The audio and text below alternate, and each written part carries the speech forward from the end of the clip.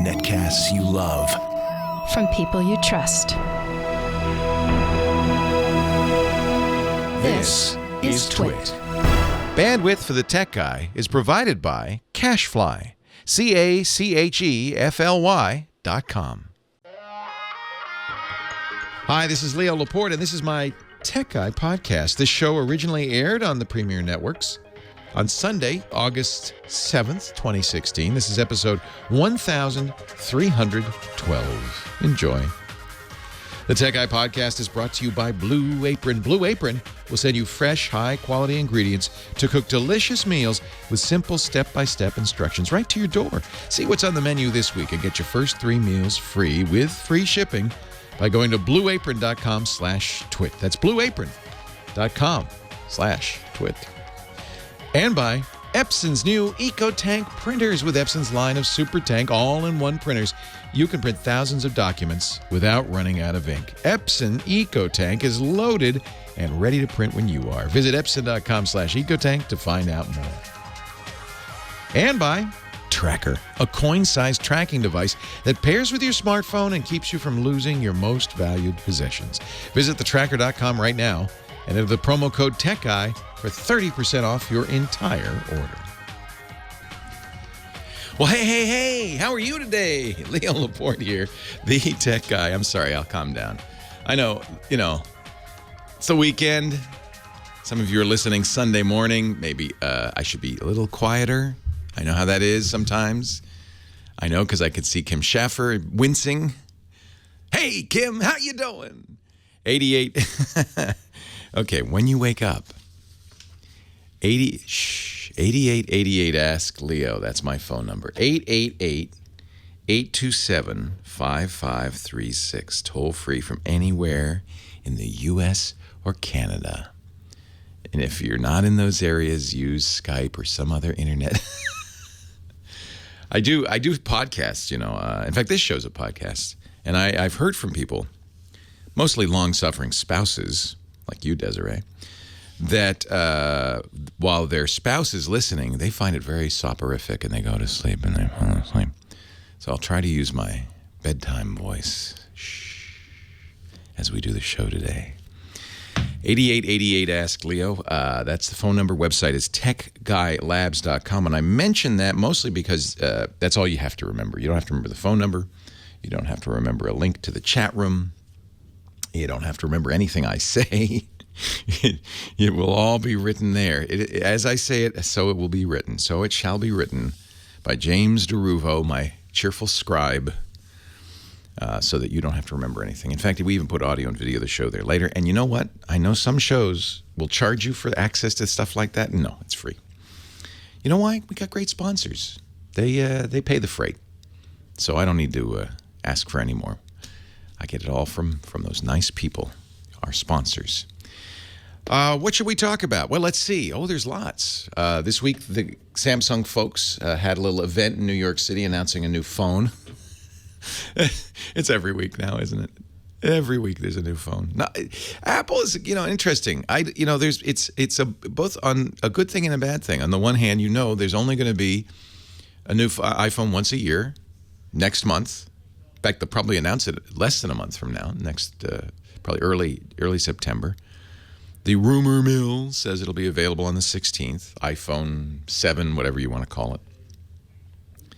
I feel like Apple might stop doing the number thing.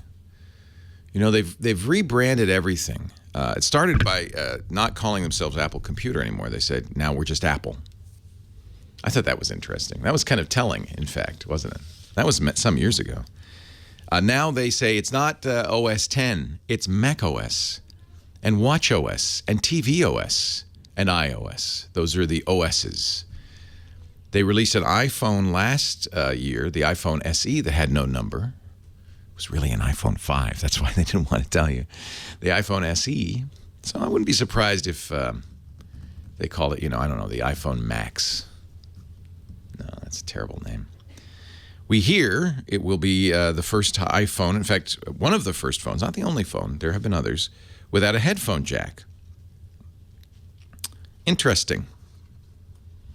I kind of like the headphone jack, but the thinking is it's an antiquated thing. Well, you know what else is antiquated? The keyboard's antiquated too, but well, I guess Apple's phasing that out bit by bit as well.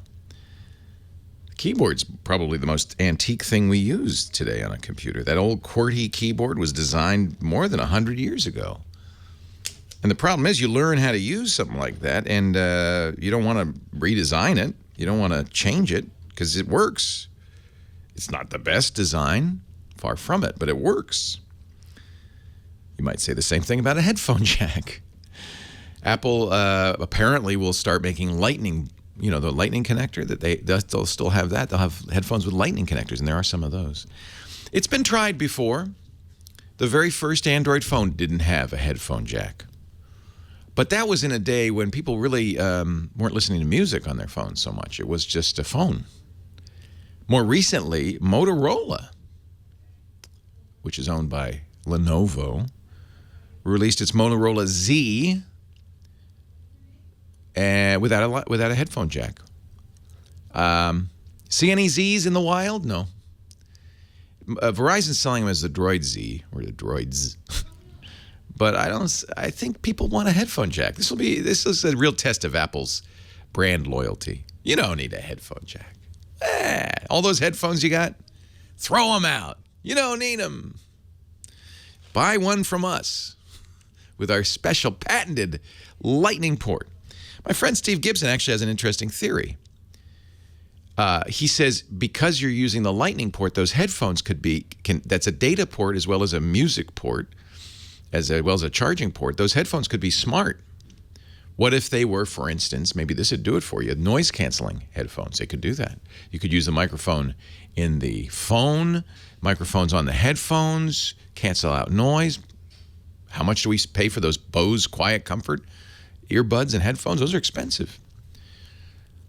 That's interesting. Steve's smart. He also said, maybe because they're headphones are the ultimate wearables, right? Something in your ear can measure not only your heart rate, but it could do a lot more. It could even measure blood pressure and oxygen levels and all sorts of things. Wouldn't that be interesting, tied in, because it's got a big, fast data port into your phone? Maybe. Maybe Apple's right on this one. We'll watch. Meanwhile, you do have some choices.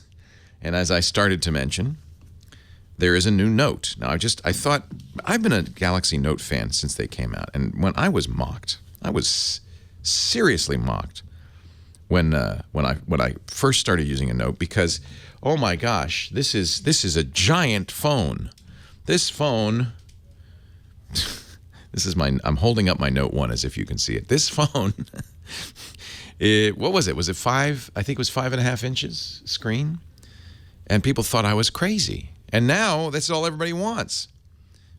I have all the Notes because I've always been a Note fan. I like big phones. I cannot lie. Those other brothers can deny, but when a big phone is in your face, you could see everything. I'm going to stop right there. I could only get in trouble at this point. You could see everything. You got the stylus. The screens are gorgeous, and in theory, the battery life would be great. So I thought the Samsung announcement surprised people because the battery life, or the battery size, I should say, we don't know what the battery life will be, but the battery size was bigger. People were thinking it was going to be smaller. It was, I think, 3450 milliamp hours, or 3.45 amp hours. And I thought, well, I pulled out my old original Note. That battery is tiny. Comparatively, 2,500 milliamp hours. So, and we were happy, and we were glad. Of course, it was removable. You could put a second one in. But then, in order to be removable, it had to have a plastic back. The latest Note, last year's Note, which was the Note 5, had a glass back.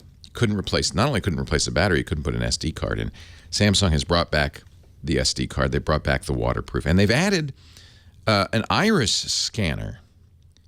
So it still has the fingerprint reader on the home button. It's pretty much like a Galaxy S7, only inflated to 5.5 inches. But it also has, or is it 5 no, I think it's bigger, isn't it? It's 5.7 inches. It also has an iris scanner, so you can, I guess, we'll see how this works. Hold it up to your and it will go, oh, hi, Leo. I recognize your beautiful brown eyes, those big brown eyes. Those are beautiful. Hello, Leo. Now, I've seen this before. There's a Windows phone, 950 and the 950 XL. But it wasn't quite that experience. It was more like your dad taking a picture of you. Up a little, no, down, no, okay, back, no, come a little closer. Okay, hold, no, up. No, yeah, there we go. Oh. So if it's like that, I don't want it. I don't need my dad in my phone. But we'll watch. This is the phone's orderable now from all the carriers. It comes out August 19th. I'll have a review for you, of course, because I bought one. Leo Laporte, the tech guy. Leo Laporte, the tech guy. There's a nice swinging California rhythm. And there's a great swinging California lady. Kim Schaffer. Hello. Good morning. You didn't go to Outside Lands last night? I'm not a fan of crowds. All the kids went. Big festival in San Francisco. And I would have had to wear a parka in the middle of summer. Was it chilly? I think it was. I was seeing pictures of people. But I've never been, actually. Yeah, it's in Golden Gate Park. I don't know. I think last night was Radiohead. Yeah. Tonight, Lionel Richie. Well, there's a contrast. Very much Really? So. Yeah. Really? Radiohead to Lionel Richie. Yeah, and I don't know who was the first night's headliner. Wow. Somebody I'd never heard of, I think. Well, that's eclectic, I guess is the word. They have all kinds at Outside Lands. Yeah, that's great. My son's there. That's how really? I know about it. And I saw pictures, and you're right. There were people who were wearing scarves and hats. Oh, yeah. I saw they were somebody bundled with up. the fur coat, lion coat. It's August. Mark Twain didn't say it, but he really ought to. Yeah. He said the coldest winter I ever spent was summer in San Francisco. Yeah. And that's just a word of warning to anybody coming to San Francisco in summer, June, July, August. Now, September, October, beautiful. Oh, when the Blue Angels are here in October, it's 90 degrees. It's come for Fleet Week. Yep. Stay for the sailors. It's that's the motto, I believe, isn't it? I hang out in San Francisco all that week. For a while, I don't know if they still do this. They had a host a sailor in your home thing that they would do. Oh, I'm going to have to check that out. And I out. always thought, that's interesting. But that's just me. Hello, Kim Schaffer. Hello. I think I gave out the phone number, 8888 Ask Leo. Was it sufficient to generate some phone calls? Yeah, I mean, maybe they just know it by now, but you got a full board. A full board. So, yikes. Well, let's get started. Who should I start with? Rich in Tucson and transferring some large files. Rich in Tucson, line 2. Hello, Rich. Hey, Leo. Thanks for taking my call. Thanks for calling. Sure. I have a question for you. Before I get to that, I do want to say that I know you love audiobooks, so I have an audiobook recommendation for you. Oh, I'll always take an audiobook recommendation. Go ahead. All right. It is The Zombie Sheriff Takes Tucson, a love story. It's about your hometown. Isn't that sweet? It is. The zombie story set in the Old West. Now, full disclosure, I'm recommending it because I narrated it. Oh, nice. Are you now? Where did you? Is it on Audible.com? Where do you narrate? It is. Yeah, it is there. So I should mention Audible is Amazon's audiobook store, and they are a great sponsor of our podcasts. So. And I know that you mention them frequently, and that's how I know you like audiobooks. Zombie Sheriff Takes Tucson. Yep. All right. That's one for the books. A love story yet. So I'm talking to Rich. I'm talking to Rich Miller. That's right. Hey, nice to meet you. Audiobook narrator, which actually leads into my question.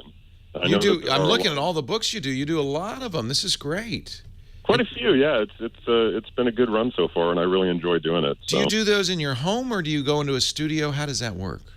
I do. No, I've got a home studio set up with a good large diaphragm condenser, good interface, and I use a couple of different DAW software packages to get everything recorded and mastered. Let's listen to a little. I'm going to embarrass you now, Rich. A little sample of The Zombie Sheriff. Surprises have been known to lead to heart attacks, early labor, and being hit by an eco-friendly bus. This is why many people don't like surprises. Oh, I got to get it. That sounds awesome. Nice to meet you, I'm Rich. glad it sounds good to you. It's good to meet you, too. So that actually leads into my question, which is about transferring large files. I'm sure, as you can imagine, audiobook files can get rather large. How large? They're, tens, maybe depending on the size of the chapter, more megabytes. Oh, that's not that big. We're not talking gigabytes. No, definitely not gigabytes, but they're fairly large. And what I'm concerned about is making sure that I have a secure way of transferring them to a publishing company, and also a way that's, I know that there's no guarantees in the world, but something that is going to be much less likely to maybe corrupt a file in the process. Yeah. So what I've been doing is I've just been using a shared Dropbox folder, but I know that you've talked about Dropbox in the past. And I should say this is not through ACX because, of course, they have their own system. This is for other publishing houses where I just need to get them. But it's a common issue is how do I send big files? And, of course, we always say don't attach them to the email. Right. A file, even a 10-megabyte file, could fill somebody's email boxes. There are still email boxes that have limits like that. So you always want to send not an attachment, but a link to a file. That also is better for security purposes because often viruses and worms are attached to emails. So good. And Dropbox is probably what I'd recommend. You're worried about security. You can encrypt it before you upload it. So a very good way to do this is to use Zip. One of the compression utilities. Zip is the most common. And Zip has the ability to put a password in it. And it uses good encryption. Now, you'd have to share the password with the publisher, but, you send them a separate email saying, hey, the file's going to be uploaded to Dropbox as usual. The password is your last. And by the way, you don't have to put the password in the email either. You could say, is page 32, first word, second paragraph. And that way the publisher would know what it is, but no one else would. So there's ways to make that more secure. I think Dropbox is a good choice. I have stopped using Dropbox only because I'm experimenting with doing my own cloud, and this would be another way to do it, is to store it yourself on a server and have on your server and have them download it. And I've been doing that with, I have to do the same kind of thing. I record commercials for the radio stations and promos, and hi, Leo Laporte, the tech guy, and don't forget to tune in, WZZZ. And so those are the same thing. I have the same issues with sharing video files, and I've started doing that on my own server. But I think if you just encrypt it or scramble it with Zip and put it on Dropbox, it's doubly secure. I mean, Dropbox is secure. It's not. That's not really a concern. That's good. Yeah. I had heard that it was more of a concern than some other ways. It's not HIPAA compliant. HIPAA, the Health Insurance Portability Act, is all about patient record security.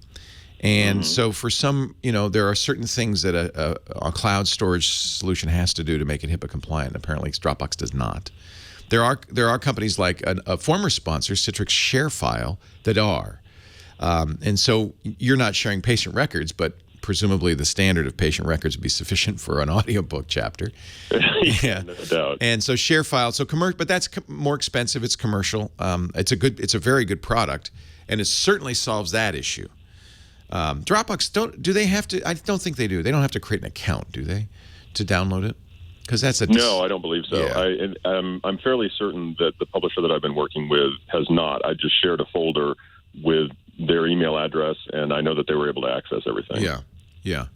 Well, that's kind of this. The reason I stopped using Dropbox for radio stations is if you delete the file, which some stations would do, it deletes it for everyone. So I had to stop doing that. And I started using ShareFile because it gave me permissions to say, you can't delete this.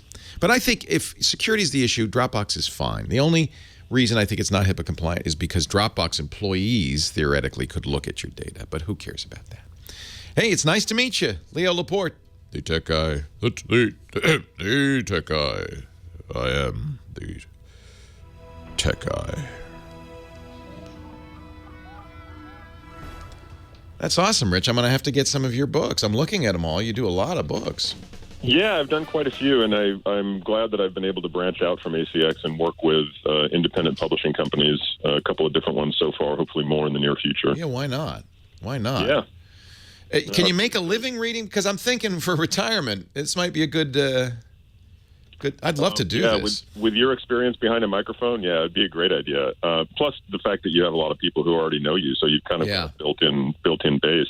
You can absolutely make a living doing it. I'm hoping to make a better living doing it soon, but you absolutely can. I know many people who do. That'd be fun. I like reading anyway. Yeah, exactly. Just be more reading. You know what I have found the biggest problem with in doing audiobooks is that I have so much less time to read. How many takes do you end up? I mean, does a producer listen in while you're recording, or? No, all of the ones that I have done so far have been self-directed. Okay. And the general rule of thumb for me when I'm recording is it takes me somewhere between 1.5 and 2 hours to record 1 hour of finished audio. That's not too bad. It's not. And then I'm currently also doing the editing and mastering, which takes probably another 1.5 to 2 hours. I used to do that. I don't have, with the podcast. What about? I'm getting to the point where I'm going to be able to outsource the editing and mastering. Yeah. There are people who do that, and because you could send it over the internet, and they could do it, and then send it back to you, and it'd be easy. Absolutely, and the likelihood is that they're going to be able to do it much better than I can. So, well, and cheaper. Yep. What was I there? So an hour and a half to 2 hours per hour. That's not too bad. How many hours a day though? You can't talk for 4 hours probably. No, and different people have different experience with that. I find that if I'm doing more than about 2 or 3 hours of straight narration a day, my voice really gets affected. Other people can go substantially longer than that. Yeah. But at this point in my life, that's kind of where I'm at. And since I am doing the editing and mastering, that takes up more of my time as well. So it's not like it's a problem that I can't do it for more than 2 or 3, maybe 4 at the outside hours. Yeah. Interesting. So, yeah. No, it's a lot of fun, and there are a lot of people who are very good at it. And unfortunately, it has become one of the more competitive fields. I bet. In voiceover, because ACX has made it so much more accessible. Audible asked me to do a book, a science book, and I couldn't. It was actually, I think, it was a guy I know, very famous geneticist, and I really wanted to do it, but I don't have time to do that. Plus whatever else I do. So yeah, I'm sure you've already got a lot of other obligations. Yeah, but retirement looms. Of course, by then I'm going to sound like this. Although I think of people like the guy who does the Patrick O'Brien novels. There are quite a few narrators who sound like, crusty old guys. Sure, and there's not really a problem with that. And the other thing is that you don't necessarily start to sound old and crusty when you get old. I haven't. It doesn't automatically happen. So yeah, well, we'll see. I actually listened to a Carl Hyacin audiobook, I think it was a year or two ago. It was narrated by Artie Johnson. What? Remember Artie Johnson? I do. Yeah. Yeah, I mean, he must be, 80 years old. Yeah. And he didn't sound like a crusty old guy. He sounded a little crusty, but not all that old and crusty, Well, he sounded like Artie Johnson having a good time reading the book. He does a bunch of Dave Barry books, it looks like. Fun. I would love to do that. He's doing shorter stuff, and that makes sense. Mm-hmm. All right. Cool. Well, yeah, I would definitely look into it when you start scaling back from your duties at the Twitch network. Lisa, please don't start scaling them back. No. This is years off. I just signed a 10-year lease. Hey, it's nice to talk to you. You too, Leo. Take care, Thanks Rich. for the advice. All righty. Bye-bye. Bye-bye. Our show today brought to you by Blue Apron. Do you like to cook? But the problem with cooking, of course, is shopping and meal planning. I love to cook. But I never think about it ahead of time, right? So it's always, Lisa asked me, 4:30, about to go home. What's for dinner? Oh. That means not only do I have to plan a meal, now I have to go shop for a meal. That's why I love Blue Apron Day. When I know that we got that Blue Apron box on our doorstep.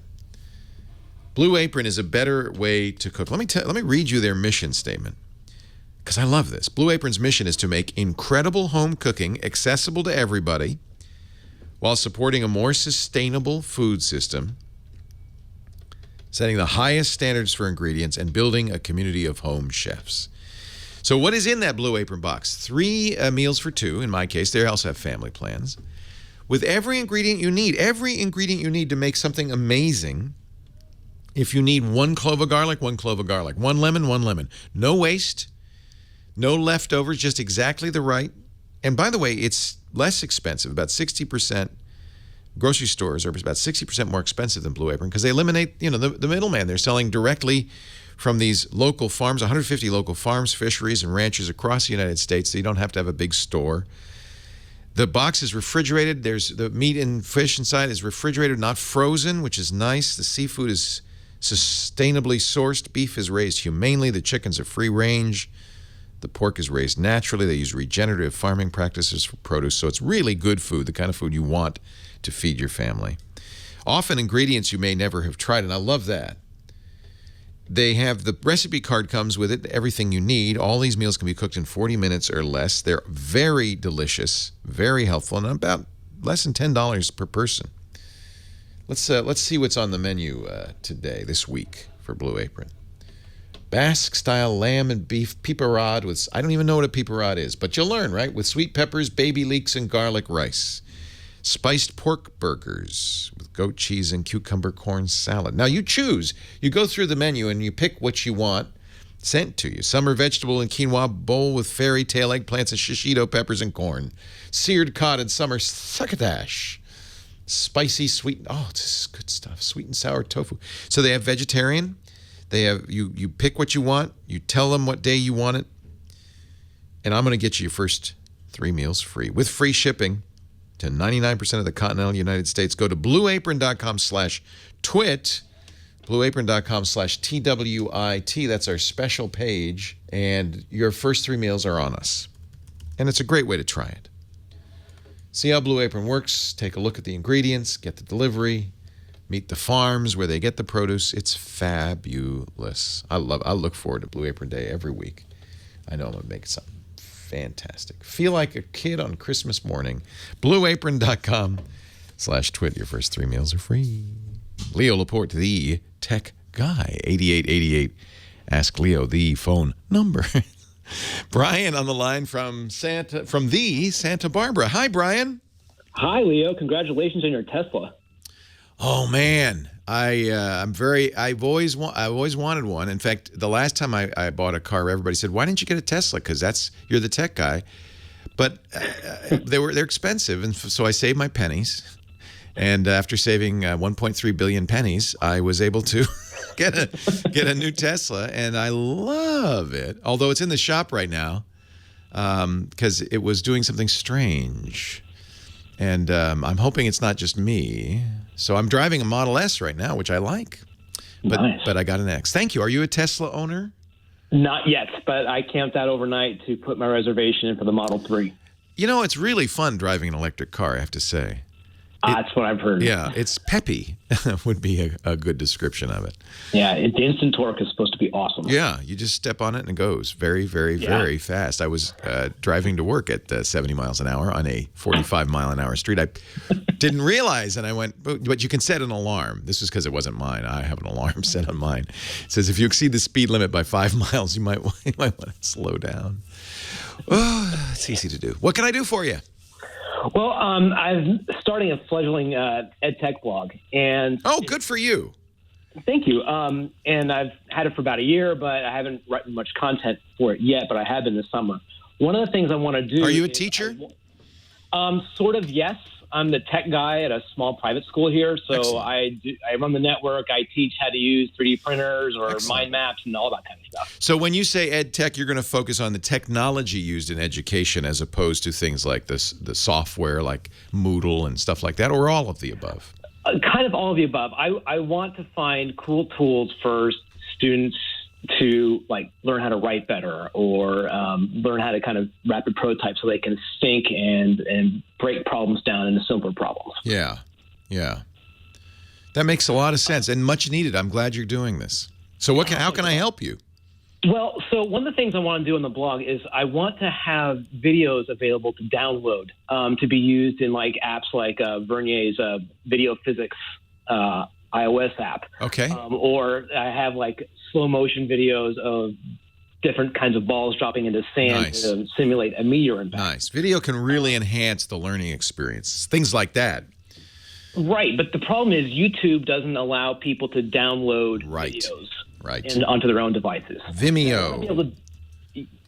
So that's my problem is like I'm on a shared host, so I don't want to. Yeah, you can't do the bandwidth, can you? No. Yeah. Let me see if Vimeo will let. First of all, downloading may not be something students really want to do. They may, they're pretty comfortable with watching stuff on YouTube. And there are, I should point out, third-party downloaders. There's lots of great YouTube downloaders. Yes, there are those, and I'm hesitant to recommend. Well, you shouldn't because it's a violation of YouTube's terms of service. But I want them to be able to work with the videos. I want them to be able to download them and use them, remix them, maybe. Creator. Yeah, okay, that makes a lot of sense. Let me see. Maybe I'm wrong. I thought you could download Vimeo videos, but I'm looking now, and maybe you can't. So that might not be a good solution. Yeah, the thing that's great about YouTube is their video takes a lot of bandwidth. There's big files, so there's storage costs, and when you have 1 million views, you wouldn't want to pay for the bandwidth for that. That's crazy. Yeah. So let me think about this. Who is giving you such a good deal without and letting you download it? I don't know. And by the way, why doesn't YouTube let you download? That's another question. Well, I think they want you to use their own kind of video editor. They have this feature where you can do mashups with the videos, but I think because of the free third-party downloaders, I think they're trying to get around copyright issues. I'm sure it's copyright, right? But some sites would say have a checkbox for the creator saying, "Do you want people to be able to download this?" I know that's that way in streaming. Yeah, 'cause I want these to be Creative Commons. Yeah, videos to download a video, I'm looking at the Vimeo help site. Click the download button that appears below the video player. Once you've done that, you could choose mobile, SD, or HD. So yes, you can in fact download Vimeo videos. Are there limits on downloading original source files? Plus, Pro and business members have the ability to store blah, blah, blah. If you're not logged in other words, you have to create a Vimeo account. You can't download the files. So basic members can download the source files, but you can't. Yeah, so you can get you don't have to pay for it, but you have to log in. They want to keep track of who's downloading, I guess. Does that rule it out? Yeah. Well, kind of, because it's a barrier. Because I don't want teachers to have kids to log into using an iPad, having to log in an account, especially if they're under 13. Yeah, that would be a big problem because then now you have the Child Online Protection Act, right? Or Protection and Privacy Act. Yeah, I mean, everybody in the chat room is saying, "Well, just download it, YouTube downloader." But I think that you don't want to be doing that either, because that's if it's a violation of YouTube's terms of services, you're not going to be doing that in a school. You don't want to do that. So, what about Dropbox? Is that? I mean, it's going to be slow, but it's also expensive because now you're paying for the storage. Yeah. Dropbox is free only for the first, 5 gigabytes? That might be enough if you don't want to leave them up there. Do you want to leave them up there? Yeah. I mean, what do people do if they want to just put stock footage and give it away to the world? They put it on YouTube. Yeah, I guess. You can pay. So you can pay for it. This is where you really start to realize how much Google is giving us with YouTube. Because if you pay for the storage and you pay for the bandwidth, suddenly realize you're getting a significant benefit from this. So I don't ever knock YouTube and the fact they put ads in there and stuff, but it is an issue for school-based content. You don't want the ads in there, for one thing. You don't want the next video. I always, for some reason, get bikini-rich content in my next. After you watch a video, they suggest more videos, and invariably there is. Maybe it's just what's on YouTube. I don't know, but invariably there's a scantily clad woman in the thumbnail. That wouldn't be appropriate for a 6th grade class, so we don't want to do that either. I think probably, do you have enough bandwidth at home to support this? No. No. Because then, of course, you could host it yourself. I guess probably Dropbox is the cheapest. What you probably need to do is shop around. Who's the cheapest storage provider? And then you could link to it on Dropbox or Amazon's S3 might be cheaper. Oh, okay, that's a good idea. Yeah. What about with? I guess they use. I was thinking about Google Photos, but Google Drive. You can buy Google Drive space. It's pretty cheap too. It's among the cheapest. Yeah. Microsoft's OneDrive is fairly inexpensive as well. Those are all, probably the only kind of legit solutions for you. Everybody in the chat room is going, oh, no, you can download from YouTube. You just use a YouTube downloader. I know. He knows. Everybody knows. That's not what we want to do. We want to be legal and above the board.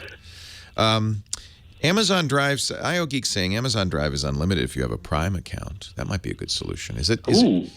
You can store videos as well as photos, I believe. That would be one to look at. That would be the most affordable, $100 a year. Yeah. Do you mind if I plug the blog? Hold on a second. You can do it when you come back. Leo Laporte, the tech guy. Oh, and PDO has given us a nice price comparison from CNET on. But I think maybe if you can store it on Amazon Prime, that'd be great. Bad news. Yeah, I meant to ask you about the blog before the break. What is? I'll plug it. What is the blog's address? Of techandlearning.com. Of Tech and Learning? Yes. Of Tech and Learning. Yes. .com. I will give it a big plug for you. Oh, nice. In fact, we'll also put it in the show notes. This looks great. This is really nice. What blog? What software are you using? I'm using WordPress. Very, very nice template. Very clean. Thanks. Yeah, I took a StudioPress template and then edited the CSS and modified it myself. Yeah, it looks like it. You really this is beautifully done. Oh, really nice. Of Tech and Learning. Well, good job. Yeah, I'll be glad to plug it. I think there's a lot of teachers listening who'd love to get some links like this. Oh, great. Thanks a lot. I really appreciate your help. My pleasure. Yeah, because it's you're already paying for hosting. I'm trying to pay as little as possible, but the Amazon Prime account, I'll definitely look into that. That would be an interesting one. Yeah. There's also, podcasters use a service called Libsyn, Libsyn. And Libsyn has, I haven't looked lately, but they have a pretty affordable plan. I think you pay for storage, not for bandwidth. Okay. So I would check that out. You can do video there as well. And you can even do a blog attached to it and so forth. So there are, but that's when you really realize what a great deal YouTube is. Yes. They just solve it all for you. But not for an educational purposes, I don't think. Yeah. Hey, it's nice to talk to you. I'll plug the blog when we get back. Thanks a lot. Appreciate it. Take care. Have a good weekend. You too. Bye-bye.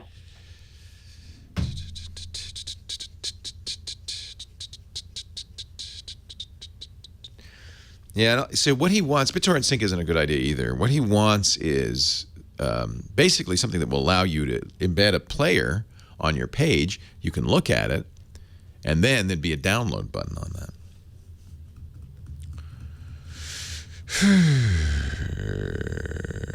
It's an interesting challenge. Yeah, I bet you do have to log into the account. There's nothing perfect here. I have my home server, I can do that, but of course I can't. I have a lot of bandwidth, but I couldn't have 80 people log in at once. And I don't have a cap because it's an Amazon or a Comcast business account. But my home server is really just for me. But it has a Dropbox analog and all of that. It's kind of cool. This is my home server. So you can have, there's all these different apps you can have. I do my own Git hosting, GitLab. Davros is file storage. You can put music on there. So this is what I use for the radio stations. So I just give them a link to this folder, which I share with them, and then they can download the shows that they want. Liners. And it plays right off of it.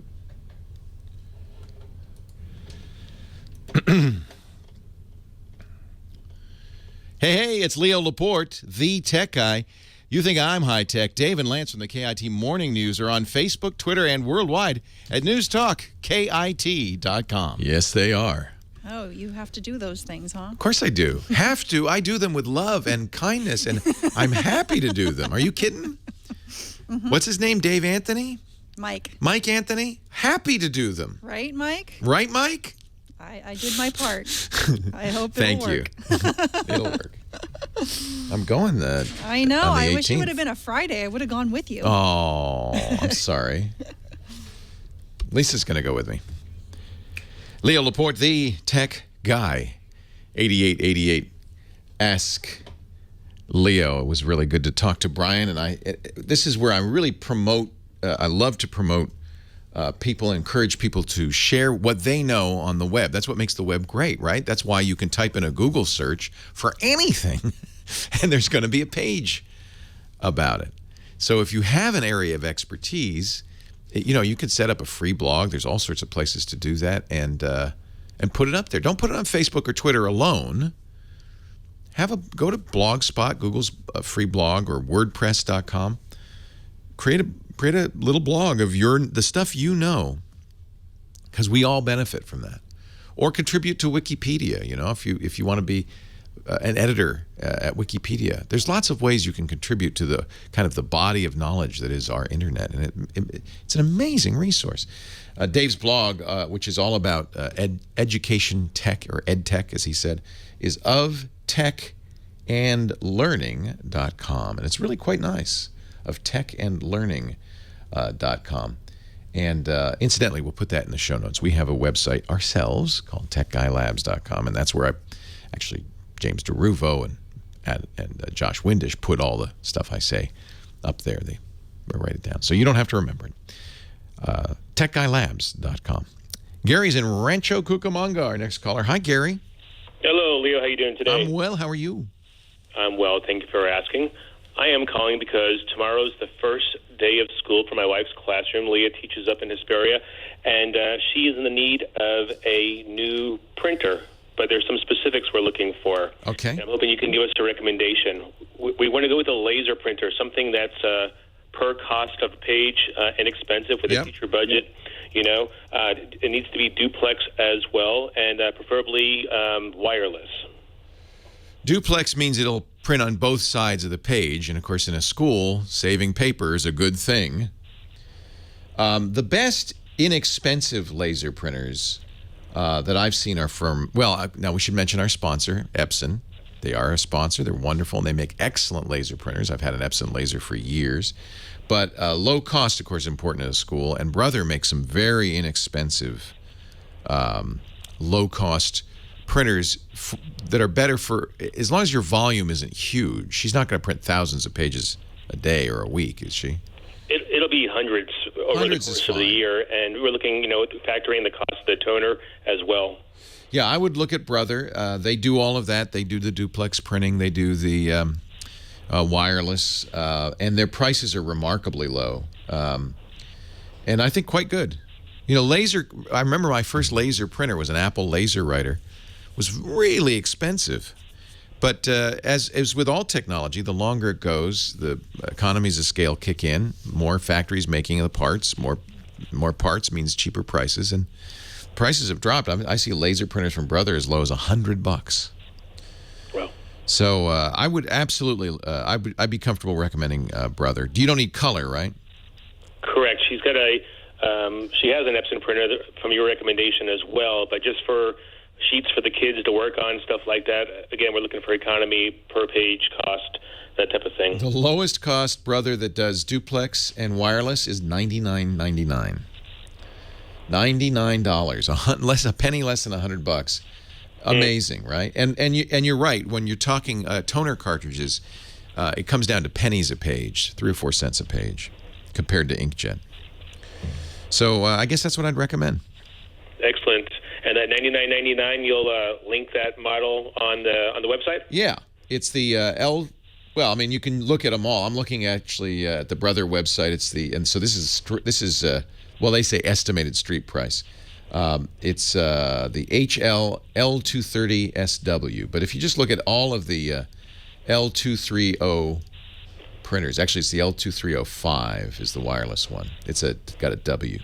There's one for $120. It's a little faster, also wireless and duplex. Very high resolution. We're 600 DPI now. The first Apple laser writer, which was thousands of dollars, I think $5,000, was 300 DPI. This is twice as high. 600 means you won't see any dots. It'll be very crisp printing. Very good. Yep.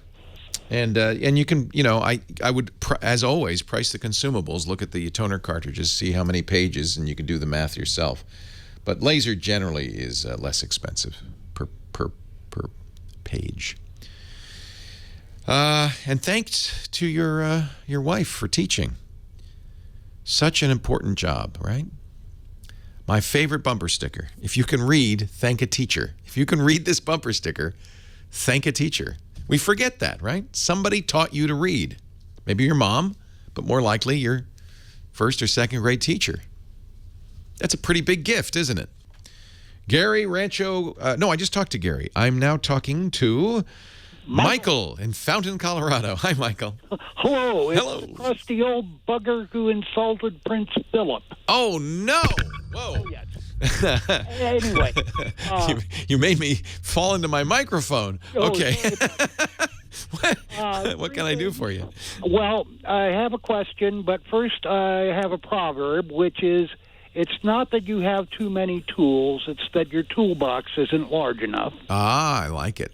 Well, it's true. Yes. One must have the right tool for the job. That's it. Never peel a banana with a hammer. It doesn't work very well. No.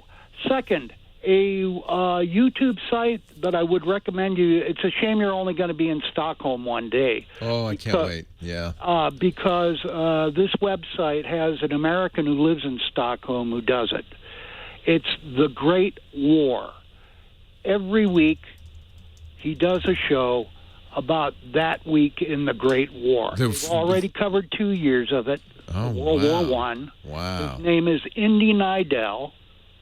I'm looking at it right now. This looks great. This is an example of how YouTube has changed the world. This is effectively a history TV show, but he doesn't put it on the Discovery Channel. He puts it on YouTube.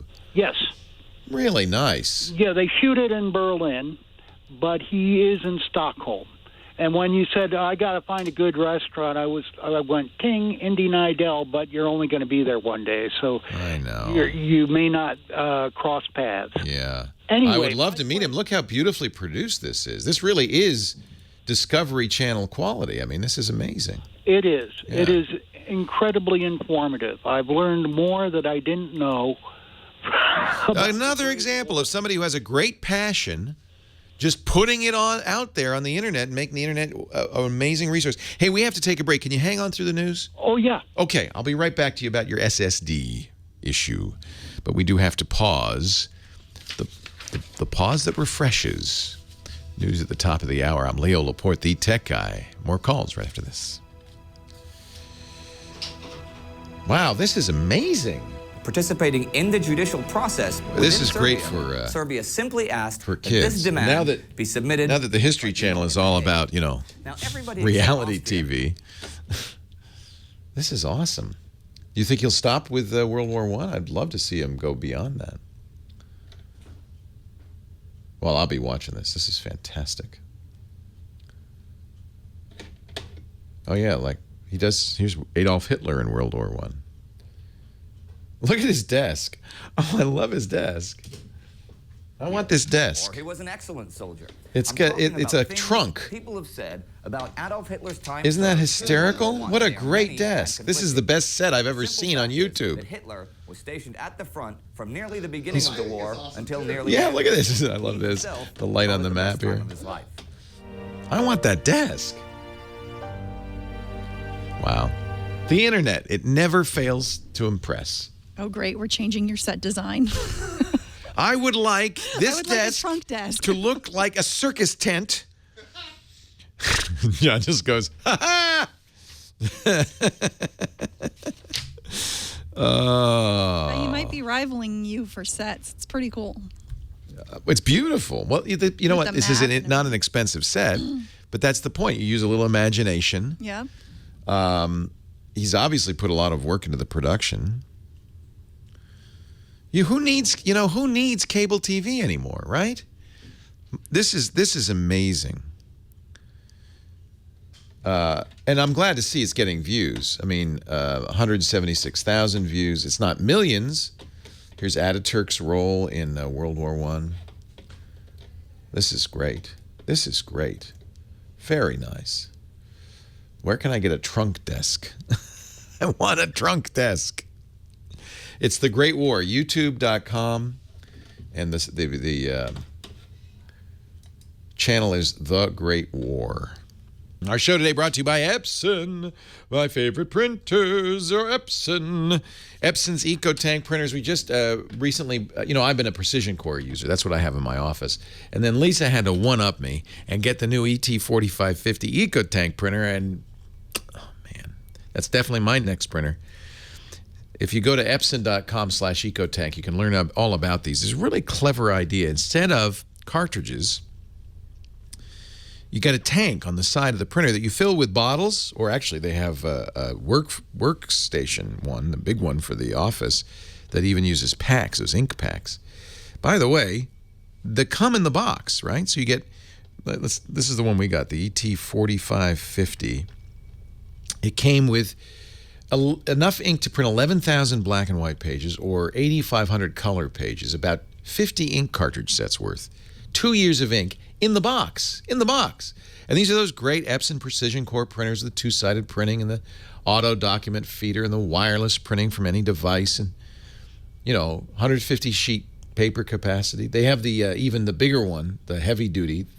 This uses the ink packs. But here's the beauty part. In 2 years, in 2018, when it's time to replace the ink in Lisa's printer, I'll buy the ink in 2 years, and I'll save up to 80% because the bottles are lots less expensive than the cartridge. I love this. Small Biz Windows Printer of the Year 2016. CES 2016 Innovation Awards honoree. The Epson EcoTank printers. They're awesome. Go to epson.com/EcoTank today to transform the way your home, your office, your work group prints for the best combination of ease and value. And I just can vouch for it because we use it and I love it. The Epson EcoTank printers, epson.com/EcoTank. Epson, exceed your vision. And we thank them for their support of the Tech Guy podcast. Well, hey, how are you today? Leo Laporte, the Tech Guy. Time to talk about computers, the internet, home theater, digital photography. Chris Marquardt will be joining us about half an hour to talk about that. Smartphones, smartwatches, virtual reality helmets, and all that jazz. 8888 Ask Leo. Anything with a chip in it, I'd love to talk. Electric vehicles. 888-827-5536. Toll free from anywhere in the U.S. or Canada and outside that area. Just use Skype and we can talk. Disney is releasing its own messaging app for kids. Remember, does Sony still do this? My first Sony, remember that? They were released like Walkman for kids with big primary colored plastic buttons and things. And if you think about it, it's really pretty obvious that the company's using that to kind of get them early, right? Get them early. Because it is true that once you develop brand loyalty, you kind of, without thinking, will continue to buy that brand till something convinces you not to go there anymore. I think Sony experienced that. No longer the dominant consumer electronics brand, obviously. Disney doing kind of the same thing. My first messaging app. But I think this is a good idea because kids do want to use messaging. And if they're under 13, I mentioned in the last hour, we were talking about the COPPA, the Child Online Protection and Privacy Act, which has strict rules about collecting information about kids under 13 and advertising to kids under 13 and all of that. Because it's presumed, and I think this is accurate, that a child probably, doesn't have the capacity to know what they're giving up. So you have to have parental permission if they're under 13. You can't join Facebook, for instance, if you're under 13 or you're not supposed to. They don't really check your ID on the at the door or anything, but the idea being that Facebook doesn't want to. We don't want to be responsible. Disney, we want to be responsible. So this is kind of aimed at tweens and their families to kind of compete with WhatsApp and Facebook Messenger and Snapchat. It really probably isn't appropriate to give a 11-year-old Snapchat. Disney Mix has not just chatting in there, but games. You can make, meme-style images. You can share stickers, all the things kids like to do. They say they've learned from Club Penguin, the Disney online site, but wasn't... Correct me if I'm wrong, but wasn't Club Penguin kind of one of the reasons we have the Child Online Protection and Privacy Act? Club Penguin's cool, but I think it was early, right? It started in 2005, and they were collecting lots of information about the kids until the government stepped in. In any event, they're going to have now I think this is good. If your child is begging you, please, I want to use Snapchat. The problem is the Disney name, right? Especially for like a 12-year-old. I couldn't, we have a 13-year-old now, but when he was 12, I can't really see, here, try this Disney app. It's not going to, what am I, a princess here? What am I, Pocahontas? Come on. I want Snapchat. It's huge. But they do have, and I like this, a series of community rules about staying safe, being respectful of other people, keeping it clean and all that. I think that's great. And there are moderation capabilities. Disney will be monitoring it and will ban temporarily or permanently any users from misusing or breaking the rules. So that's good. So if you're looking for something to respond to the kids, and if a kid's an 8-year-old, they're going to go, yeah, that's cool. Yeah, as young as 8, 7, kids want to participate. They want to do it. They want to be in, and I'm of the opinion that since our children are growing up in a digital era, that their life will be filled with this, and to some degree, their ability to get a job will be determined by their competency in this. It's probably not I don't think it's a bad thing to give them iPads. You have to judge how young. I used to say, and I think my advice is now dated, but I used to say, a child doesn't need a computer till they start having to write papers and do research, say 4th or 5th grade. They don't need access to a computer until then. I think I have to change my tune now. What do you think? I mean, I know 2-year-olds using iPads very successfully and happily. There's still no substitute for parental supervision, for sure. I wouldn't just give a kid an iPad and say, go play it, kid. I'll see you in 5 hours. But I think they need to be comfortable with this technology. And I think there are real advantages to a kid having a cell phone. I know this is really heresy. But by the time a kid's in 3rd or 4th grade, the ability to call mom, school lets out early, no one knew. The ability for dad and mom to know where the kid is at all times with Find My Friends and other technologies.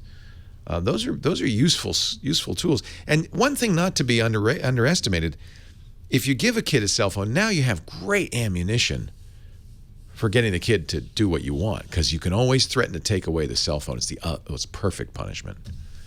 Oh, you're going to lose your cell phone for 5 days if you keep that up. I realize as a parent, I realized this early on, you got to give the kid things that they want so you can take them away.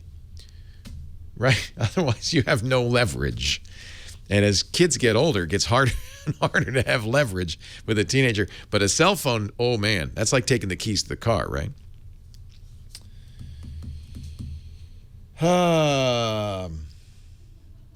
Walmart is apparently about to buy Jet.com. You ever hear of Jet.com? No one has.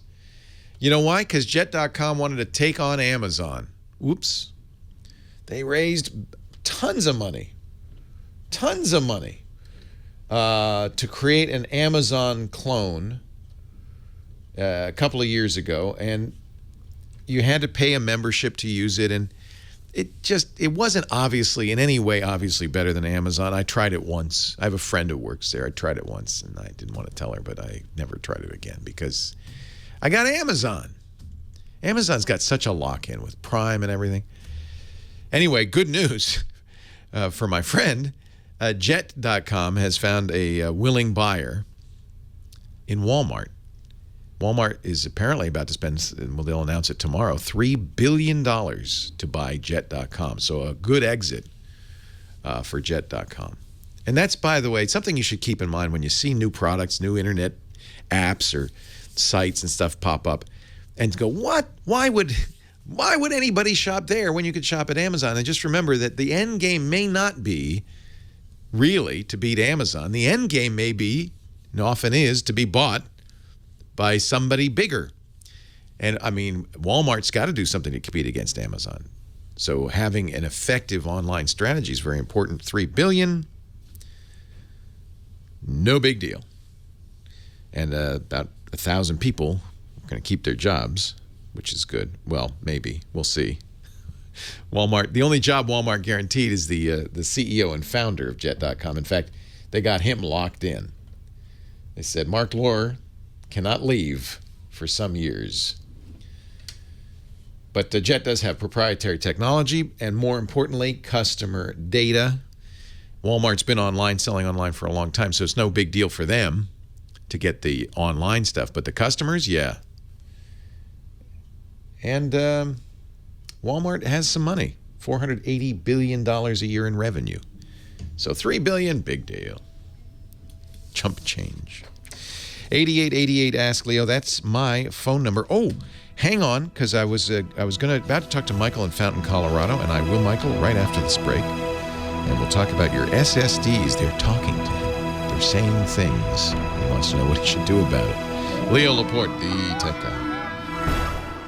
Leo Laporte, the tech guy, 8888 Ask Leo. Michael, you're so patient. I thank you for hanging on, Michael, in Fountain, Colorado. I apologize. I forgot about you. Oh, that's okay. I've been forgotten by many people.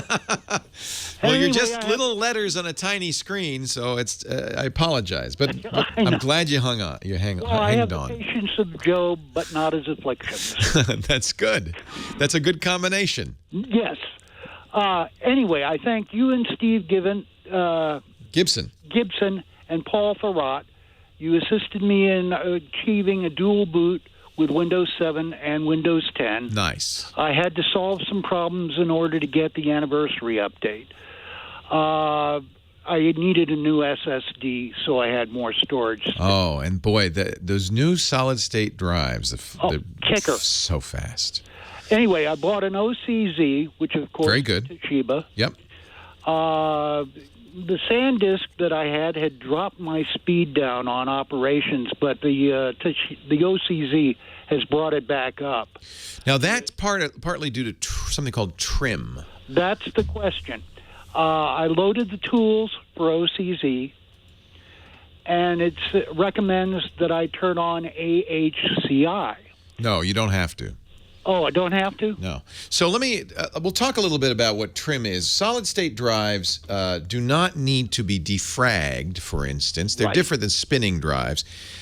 In order to do something called wear leveling, they don't want to keep hitting the same cell over and over again because every cell on flash memory has a limited number of reads and writes. Actually, limited number of writes, not so much reads. So they want to kind of spread it out. They call it wear leveling. And so the data is spread all over the drive, always, as you're going. The problem is as SSDs work, they don't work the same way as a spinning drive. And so they need to do something called we often call garbage collection. There is overhead involved in getting, releasing the cell that needs to be reused and so forth. In the old days, drives would do this in the background, but eventually they came up with a solution called trim, which allows the operating system to tell the solid-state drive, we're not using this data space. We've erased this file. You can wipe it internally. And the drive, when it does that, will speed up. if it doesn't do trim over time, they slow down. They're still much faster than spinning drives, but they slow down. They're appreciably slower. Now, I've talked to people at Intel. In fact, Intel made the best solid-state drives. They still do, I think, for years. I talked to two of the people in the solid-state drive department at Intel a couple of years ago, and I asked them, do you need trim? One said yes, one said no. So there's no agreement on this. But my drive guru, his name is Alan Malventano. He writes about solid-state drives. He taught me everything I know about solid-state drives. He works for a website, PC Perspective, at pcper.com. He told me something interesting. You can invoke, all operating systems now have trim, by the way. It's built into Windows 10, Windows 7. It's built into OS 10. It's even built into Android now and iOS, because those are solid-state drives, too, on your phone, if you think about it. But he suggests, this blew me away, defragmenting a solid-state drive if you feel like it's starting to slow down.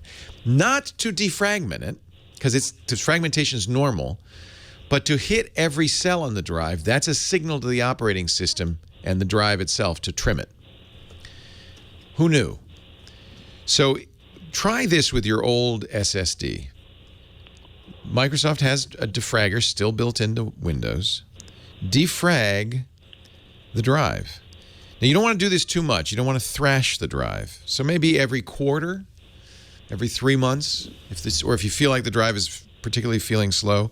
Alan says, this kind of shocked me, run a defrag on the drive. And it's not because you're defragmenting it. You don't need to. It's because you're reading and writing sectors, which triggers the trim garbage collection. Does that make sense? Yeah, it does. So trim is built in now in most operating systems. The question is, how do you trigger it? And I'm guessing that the OCZ is saying you need AHCI to do it.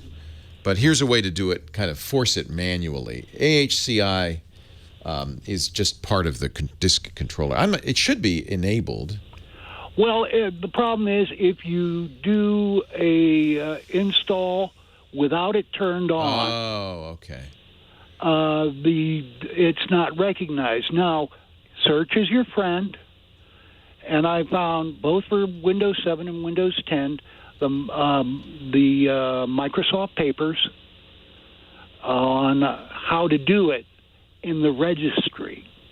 Yeah.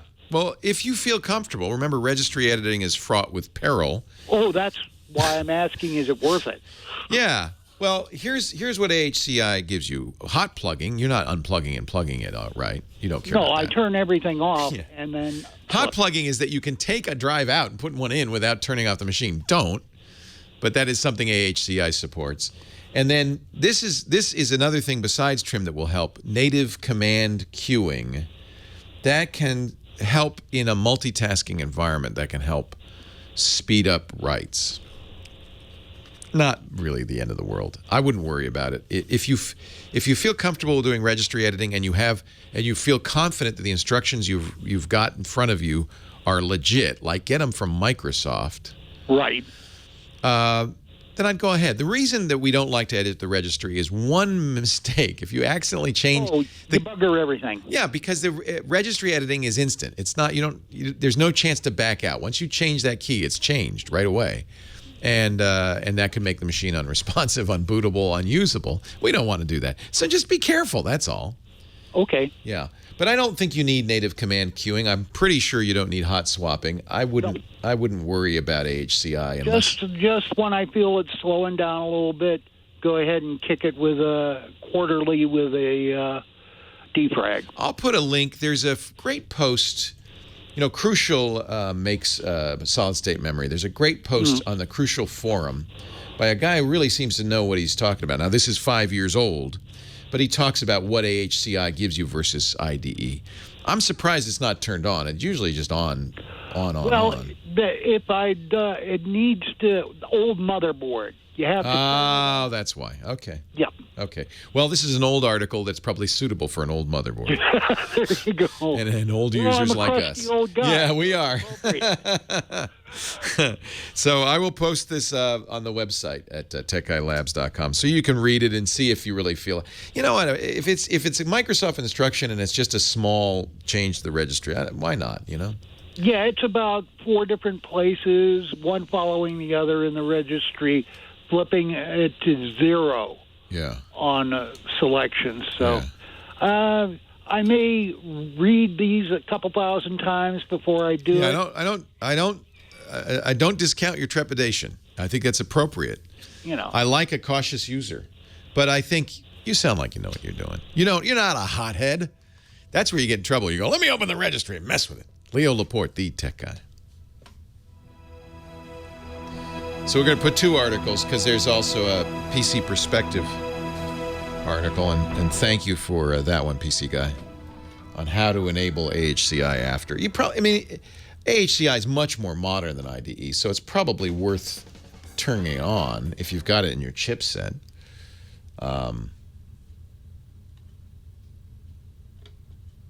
Why not use the more modern technique? It says in this, though, the real-world performance difference is not huge. With an SSD, though, you might benefit a lot from HCI, so. Oof.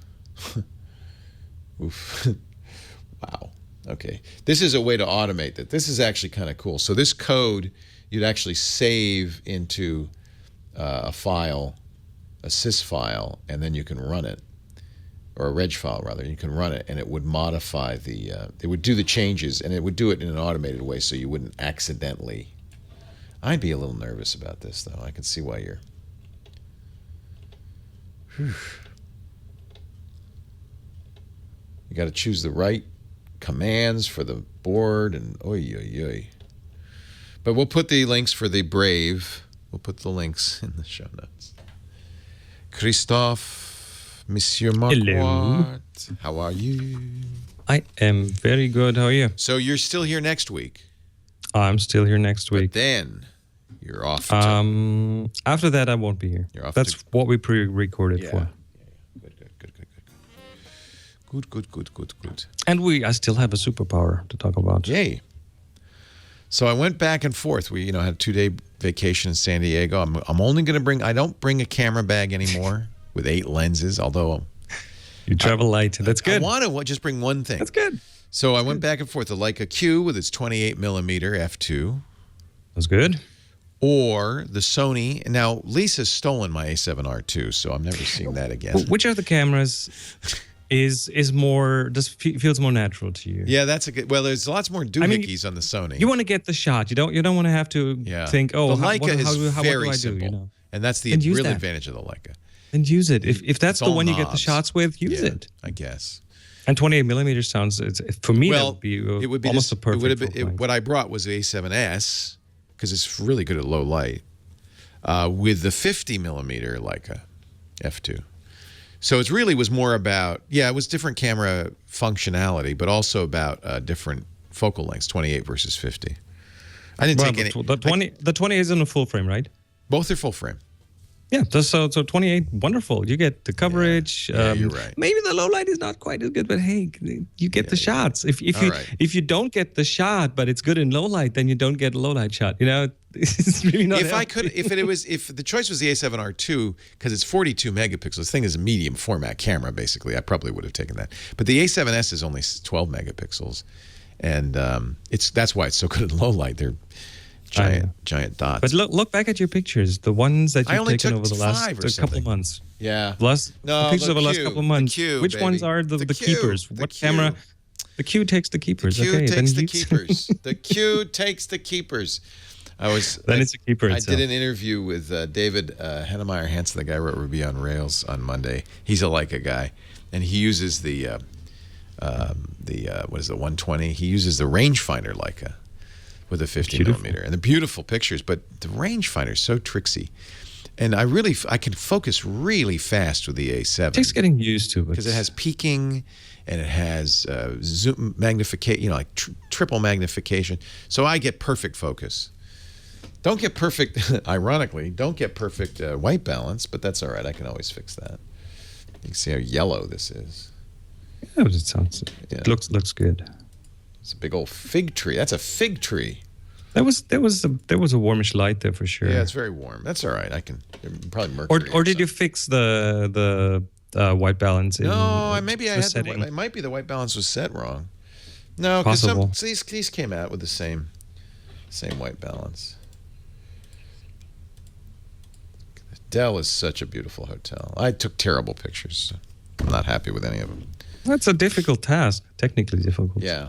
Look at him. He's here. Chris Marquardt, our photo guy, joins us every week to talk about digital photography. And this week to give you superpowers. You'll find out more about Chris at discoverthetopfloor.com. That's where you can find out about his workshops, see his work, buy his book on film photography. Hey, Chris.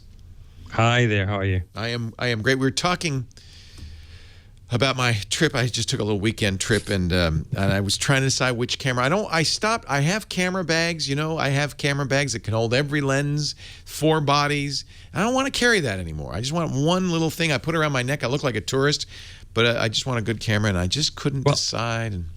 First of all, looking like a tourist is an advantage because people won't be they won't be scared of you. Yeah. Right? They will just take you as you are.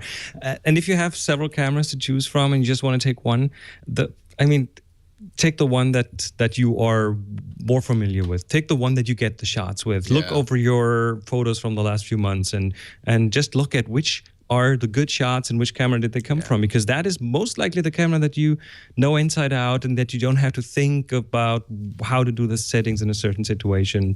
That's the camera that's more natural to you, and that will get you the shots. Even if the other one is maybe slightly better in some technical aspects, but the one that feels better in your hand and that you're one with, that's the one that you want to take. You're right, and I took the wrong one, and I didn't take any pictures I liked. Took very few pictures, so you're right. Next time. Sorry to hear that. Well, in a way, it's preparation because I'm going in a month.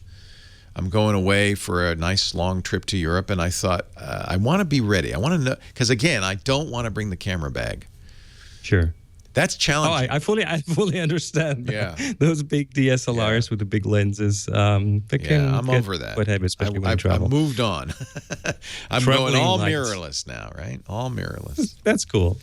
So, what is our superpower for the week?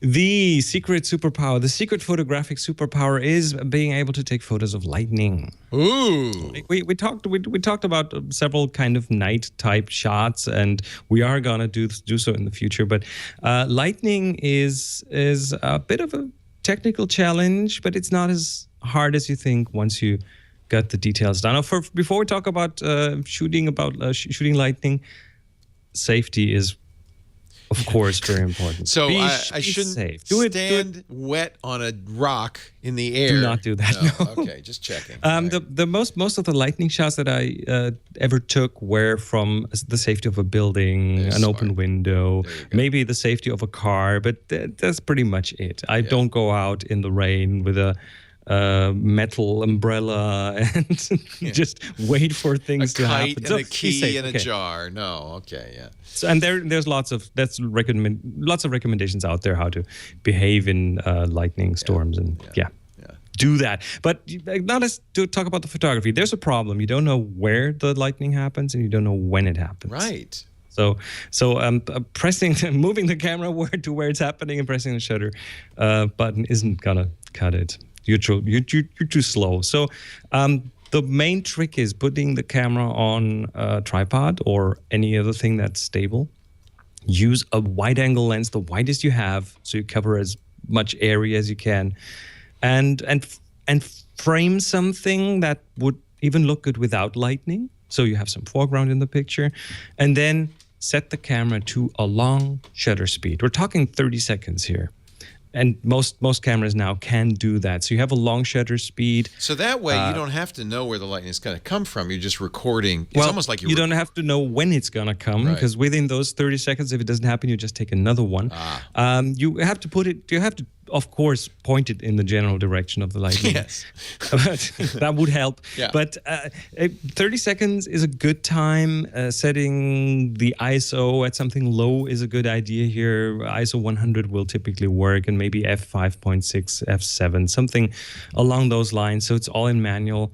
And then you keep shooting one shot after the other. You keep shooting. Last time I did lightning photography, it took me about 2 hours and several hundred shots, and a few of them had nice lightning in them. So it's really a game of you spending enough time and having the patience to do that.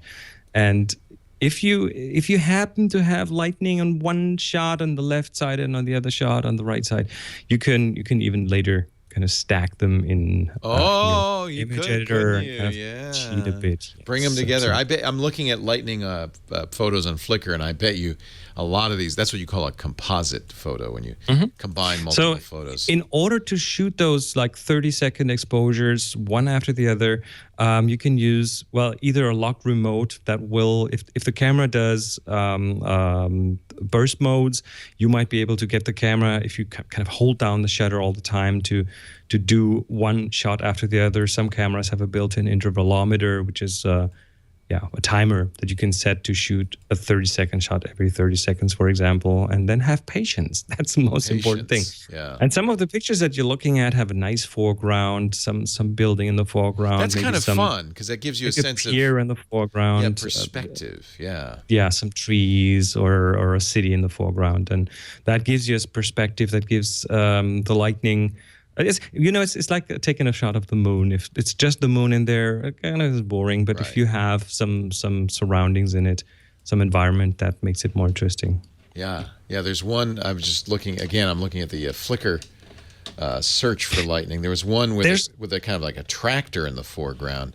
Right. It really is kind of dramatic when you see that. And there's also a few tips around editing those shots, because you can do a lot in editing on those. I've read somewhere, I haven't tried it, but Lightroom in its latest version has a so-called dehaze filter that apparently can help you get a bit of punch into the lightning bolts. Sharpness and clarity are a few things that can help you. And play with the white balance. That's really important. You have that white balance slider in your software. And usually for night shots, I would recommend something around 3 to 3,600 Kelvin, which is a setting that you can set up there. For lightning shots, I sometimes want them even cooler, like to get the sky into a bluish kind of light.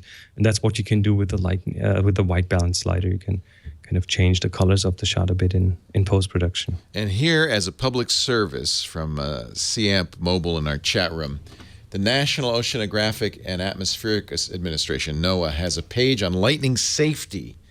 If you go to lightningsafety.noaa.gov, you can read all about what not to do. How to kind of stay safe. Animated GIFs on there. Yeah. I like that animation. But they're right. I mean, it's dangerous. It is really dangerous, and people die from lightning strikes. So don't be foolish. Don't take a chance. Try to be safe. Yeah. Google lightning safety, and there's even a YouTube video of lightning safety tips. So please take care of yourself. We can't afford to lose any listeners. You'll find Chris Marquardt at discoverthetopfloor.com, and each week he joins us to talk about digital photography. Each month we review an assignment. We're about a month off from our assignment review, I think, yeah? Yeah, about a bit longer probably. Because you're going to go to Greenland, right? Yeah, I'll be missing in action for a while, but we did some pre-recording, so I'll be on every week. The current assignment is Fly. F-L-Y. So here's the deal: take a picture. Could be with a smartphone. Doesn't have to be with a fancy camera, and post it on the Tech Guy group on Flickr at flickr.com. Renee Silverman, our moderator, will welcome you to the group. Make sure you tag it with the word "Fly," and Chris will be reviewing them in a month. Thank you, Chris. Absolutely. Leo Laporte, the Tech Guy.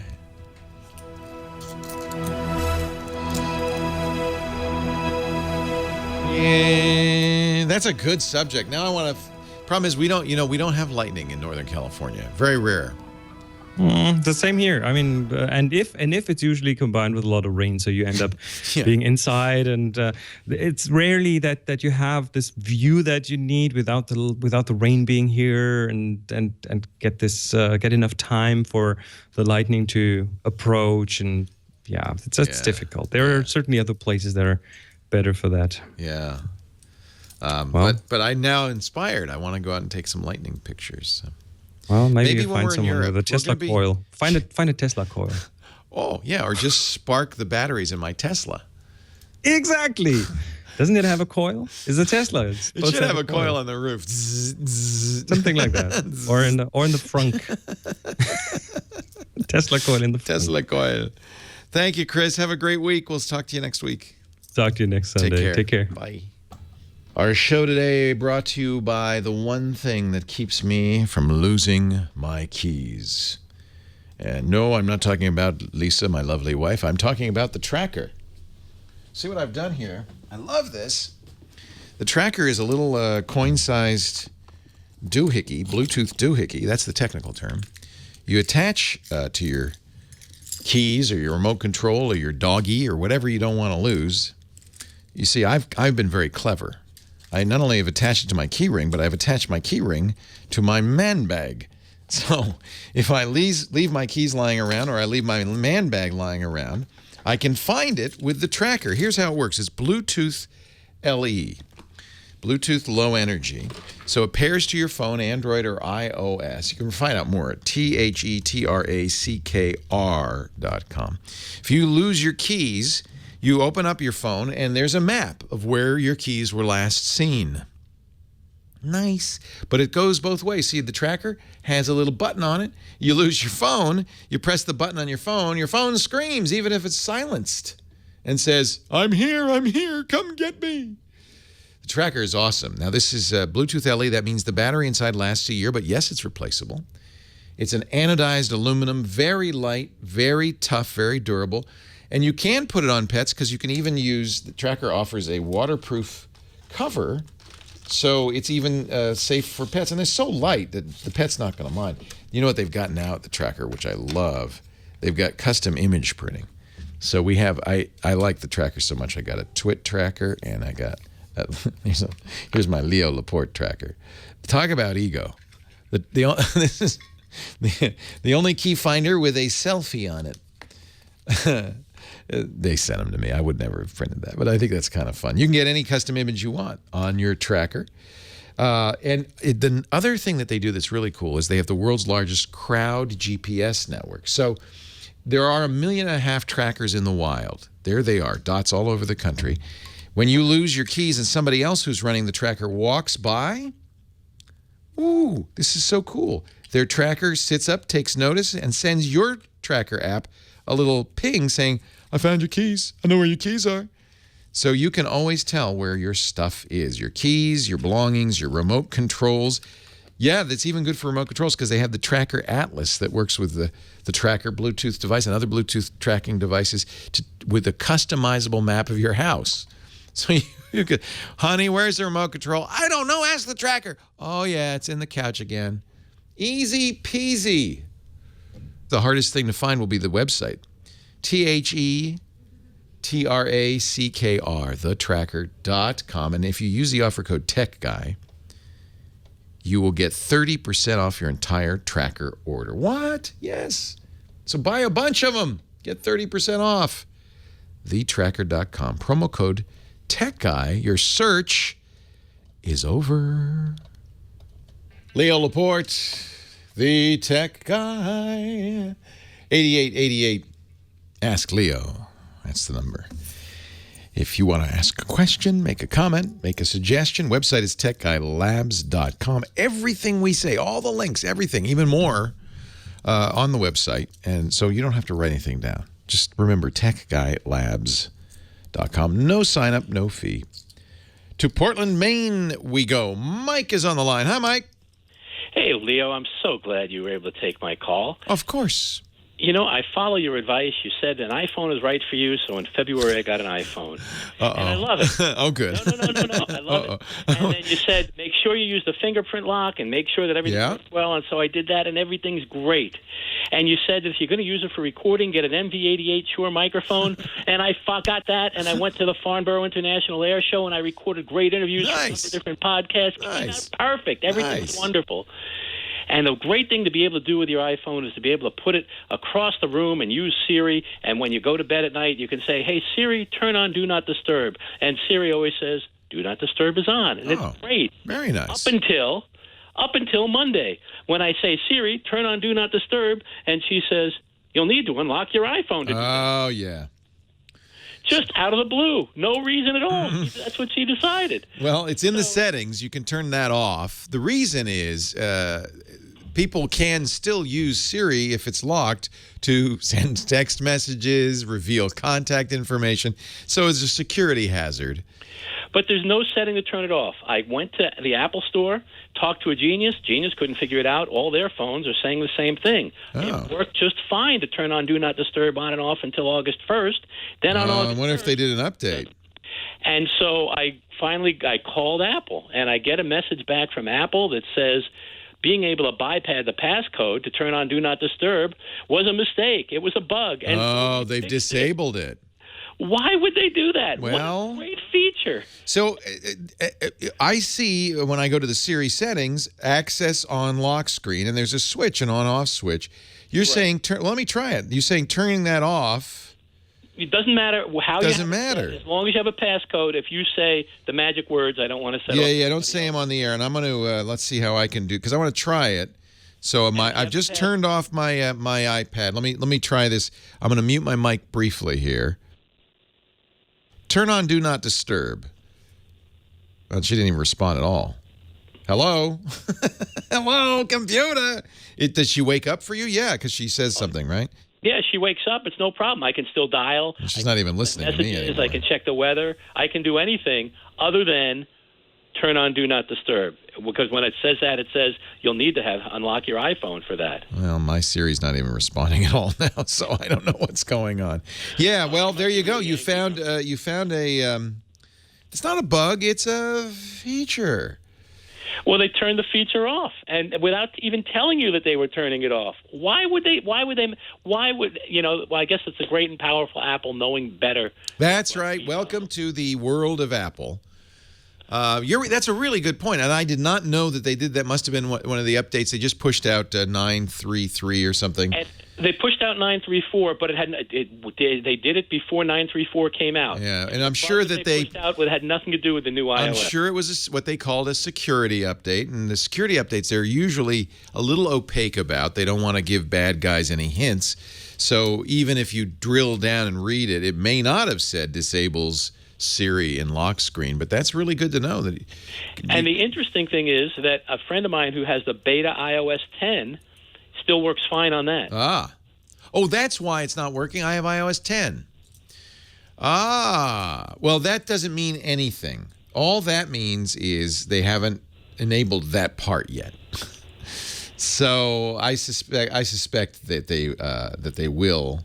Let me just try this now. Yeah. So I am on iOS 10, so maybe that's the issue. Let me turn it off again. Turn on Do Not Disturb. Yeah, you'll need to unlock your iPad first. You're right. Yeah. This is 10, by the way. This is the latest version of 10, so they've obviously re-enabled that feature. Yeah, well, I don't understand. It was such a great feature to have for like 6 months, and then they turned it off, and it doesn't hurt anyone. It's only helpful. Well, it does. It does. That particular command doesn't. But there are other commands you can give Siri with a lock screen that reveal information. You can even send texts if you had in the past, and so obviously they decided. But you can still do that. You can still send. You can still send text. Still dial the phone. Yep. Still send text. Still dial the phone. Still do anything else. You just can't turn on. Well, that's really dopey. Isn't it dumb? Turn on Do Not Disturb. She's not listening again. Well, people call me all the time and complain about Apple, and all I can tell them is that's the deal. When you buy Apple stuff, Apple decides for you, and most people like that. They prefer that notion that Apple's going to pick the best thing for you. The only time it really comes up, is when there was a feature like this you really liked, and Apple decided for you, you don't need that. You don't need that. It's frankly why I don't use iPhones as my regular phone. I prefer Android because pretty much on an Android phone, whatever you want to do, you can do. I do tell people often, as I told you, Mike, that an iPhone's a good choice because for a lot of people, I'm a geek. I want to mess with everything. I want to play with every setting. I don't want things to change without my say-so. Even Android does a little too much of that for my taste. So I don't like the "we'll do it for you" attitude of Apple. Especially since it seems lately to be a little more assertive and less predictable. And you raise a good one. If you can still send texts, but you can't turn on Do Not Disturb, huh? And all I can guess is Apple saying, well, we don't want people from afar to turn off your ability to get text messages or phones calls. That would be a hazard, right? What if just now I said, hey, Shlomo, turn on Do Not Disturb, and 1 million phones turned on Do Not Disturb, and people thought they were going to get phone calls, and they weren't. You know what? That would be a problem, wouldn't it? It's one of the reasons it's illegal to do cell phone jammers in movie theaters, for instance. I know a lot of people say, why don't they just jam cell phones in movie theaters, and we wouldn't have to worry about people talking on their phone? Well, you can't because of this public safety hazard. There are parents who want to make sure their kids can call them, the babysitter can reach them, or the doctor can reach them, or a spouse can reach them, and they want to be able to at least know that the phone's ringing. And if you can turn on Do Not Disturb from afar with just a voice command, yeah, I guess I can see why they disable that. You know what? What you should always do, and what Android tends to do, is there should be a switch somewhere in the settings where you could say, I know it's a hazard, but I want it anyway. They don't do that. And that's fairly typical. That's fairly typical. Our show today, thank you for the call, Mike. I didn't know, and heads up to everybody if you use that. But I would guess that's why. They don't want you to be able to disable a lot of people's phones just by a command. Our show today it would work better if they, you do customize it. Somebody's saying in the chat room, well, don't you customize Siri to only answer to your voice? Yeah, but it's not perfect. If I say, hey, you know who right now, there will be a significant number of iPhones that'll wake up. So there are people whose voice sounds enough like mine that it isn't real security. It's just kind of sort of security. Another hour to go with the Tech Guy Show. Stay right here. More of your calls right after this. Well, hey, how are you today? Leo Laporte here, the Tech Guy. Time to talk computers or the internet and home theater and digital photography, smartphones, smart watches, and all that jazz. What is smart? Can we drop smart watches? We dropped GPSs. We dropped iPods. We're not talking about iPods much anymore, or GPS devices. Why? You got a phone. How long before we stop talking about smartwatches? I said a year ago the Apple Watch was a flop. Nobody agreed with me. And I still see people wearing them. But really, you can live without that, right? It wasn't horrible, but it wasn't interesting. It wasn't that good. It didn't do that much. I knew watchOS 3.0 is coming out next month, and there's some nice things. They finally are kind of putting in some things that they needed to, but Apple was reluctant to because they were so nervous about battery life. Nobody wanted an Apple Watch that died after half a day. I'm not going to plug in my watch at 4 p.m. because it's run out of juice. So Apple was very conservative in the capabilities they allowed. Things like having applications actually run on the watch. But they've realized, no, I think we got enough now. So they're going to kind of ramp up the capabilities of the Apple Watch. Still not enough. I wore an Android Wear watch for a long time. It's just not. I mean, really, what is a wristwatch? It's to tell time, right? And it's a piece of jewelry. That's really what it is. For people who wear watches, and nobody does anymore because your phone tells you the time. But for people who wear watches, it's really those two things. It was a piece of jewelry, an attractive thing you could wear on your wrist. It's often a status symbol because they're very expensive. Or maybe you could say, well, it's not the money. It's just the beautiful engineering I'm admiring or whatever. I think it's most often a status symbol. Oh, you're wearing an Anders Piaget. Well, my goodness. You must be. I don't even know how to pronounce it. Piquet? So that's the first thing. Can you pronounce my watch? Because I'm not even going to talk to you if you can't pronounce it. It's a Timex. Timex? Yes, that's right. I think smartwatches for health. I guess for a health band, I still see a lot of health bands. You know, Fitbits and other pedometers. Right, that's valuable. That's useful. But they're cheap. They shouldn't be more than a couple $100 at most, maybe $100. Not $350. That's the minimum price you get in an Apple Watch for. I don't know. Why am I belaboring this? I think it's obvious now, right? Let's take that off the list. Smartphones for sure. Virtual reality. There's another. I think the jury's still out on VR. I was all into it. You know, we got the Oculus Rift. I thought, oh, this is cool. I got the Vive from this is cool. I'm playing the games. Love it. Yeah, neat. I'm in the middle of it. Played with a Gear VR. You know, the Samsung thing. In fact, I even just ordered the Gear VR 360-degree camera. Oh, that's so cool. Oh, look. And then you get a little queasy and you never wear it again. I'm wondering if that's just yet another gimmick. There's lots of that in the tech industry. Stuff we're just, you know what? The tech industry is just trying stuff. And they're just throwing spaghetti against the wall. And if it sticks, well, I got a hit. Do you remember what the hottest, fastest growing tech item was before the iPhone? Microsoft Kinect. It sold like hotcakes. I bought one, and then the Xbox One came out with the Kinect. Basically, Microsoft just abandoned it. Everybody got it. Nobody did anything with it. That's it. It's over. Bye. It was a camera. It sensed your motion. Actually, it was pretty cool. The Xbox One, it could see if your heart was working, and so the exercise videos in the Xbox One would say, work harder, work harder. You're not getting your heart rate up enough, because I guess it had infrared. It would see if you were like your heart was pounding. I think some cool stuff. The new Microsoft Xbox One S doesn't even have a connector. Doesn't come with a connect. Doesn't even have a connector. It's like, yeah, we're done with that.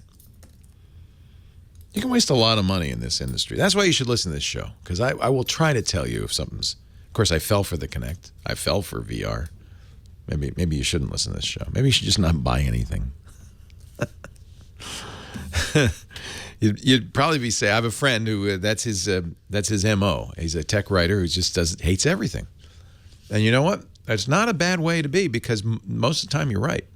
Occasionally you miss a big thing. He thought the mouse was a bad idea. He said nobody wants a mouse pointer. Nobody needs that. He was wrong on that one. But he's been right on most of the other stuff. 8888 Ask Leo. 8888 Ask Leo. Maybe I'm wrong. You tell me. Scott in Arlington, Texas. You're next. Hi, Scott. Hey there. How are you? I'm great. How are you? I'm doing all right. I got a little problem, and it's not a major one. I write a lot on my phone, on an iPhone, and every time I misspell a word or I actually use a custom word, I can't add it to the dictionary, and it keeps this little red line under it. It drives me absolutely bananas. Yeah, I don't blame you, because like your proper names, the name of your town, if the dictionary doesn't have it, it's very frustrating. And the phone dictionary is rather small, so yeah. The ideal way to do this, the ideal way to do this would be, and a lot of computers do this, when it does underline a word saying it's misspelled, would be to let you hold the word, for instance, and say add to dictionary. Unfortunately, it's not as easy on iOS. You actually have to go to the keyboard settings, believe it or not, and do it there. So I've tried that, and it doesn't work. It doesn't work? No. You add it in the substitutions deal, and it's still got a red line. It doesn't remember. Well, that's not good. So the text replacement isn't where you want it to be, huh? No, it's not. It doesn't seem to add it the way, it's not adding it to the dictionary. Yeah, it should, right? You said this is what I want, and it doesn't add it. That's very frustrating. Well, let's see. Is there another way to add custom words to the iOS dictionary?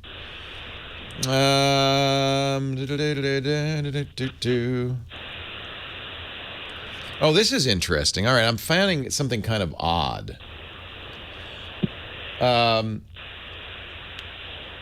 Override autocorrect. No, that's overriding autocorrect suggestions.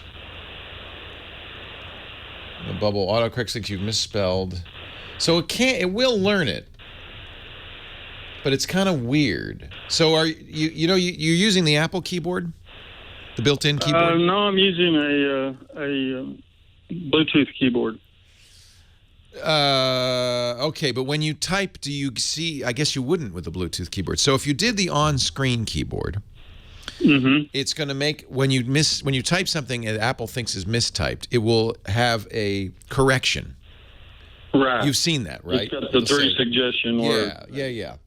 So one on the left is the one you type. Right.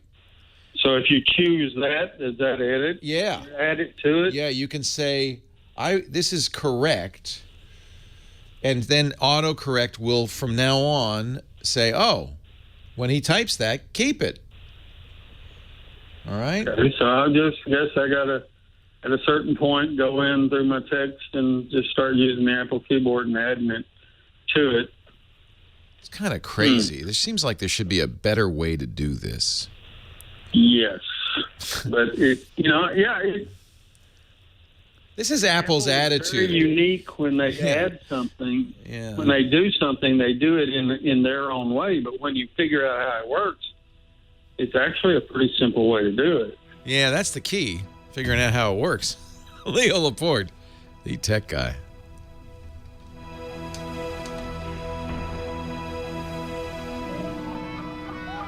Override autocorrect suggestions by tapping the suggestion bubble that appears above the word autocorrect thinks you've misspelled. Autocorrect will learn your preferred spelling. So if you cancel out the autocorrection, this says, I'll have to try it. And the problem is, of course, Apple changes this. So there's articles that are old. So I'll do this in Safari. Let's see. I will type Laporte.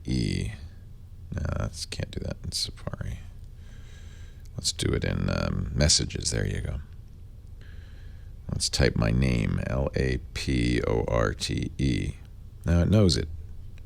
Let's spell it with 2 E's. And I choose that. Now, is that added to the dictionary? I don't. The way to do it is the way all desktops do it, and you could do this with touch, which is when you have a bad word, if you hold on it, you long press it, it will pop up a choice that says add to dictionary.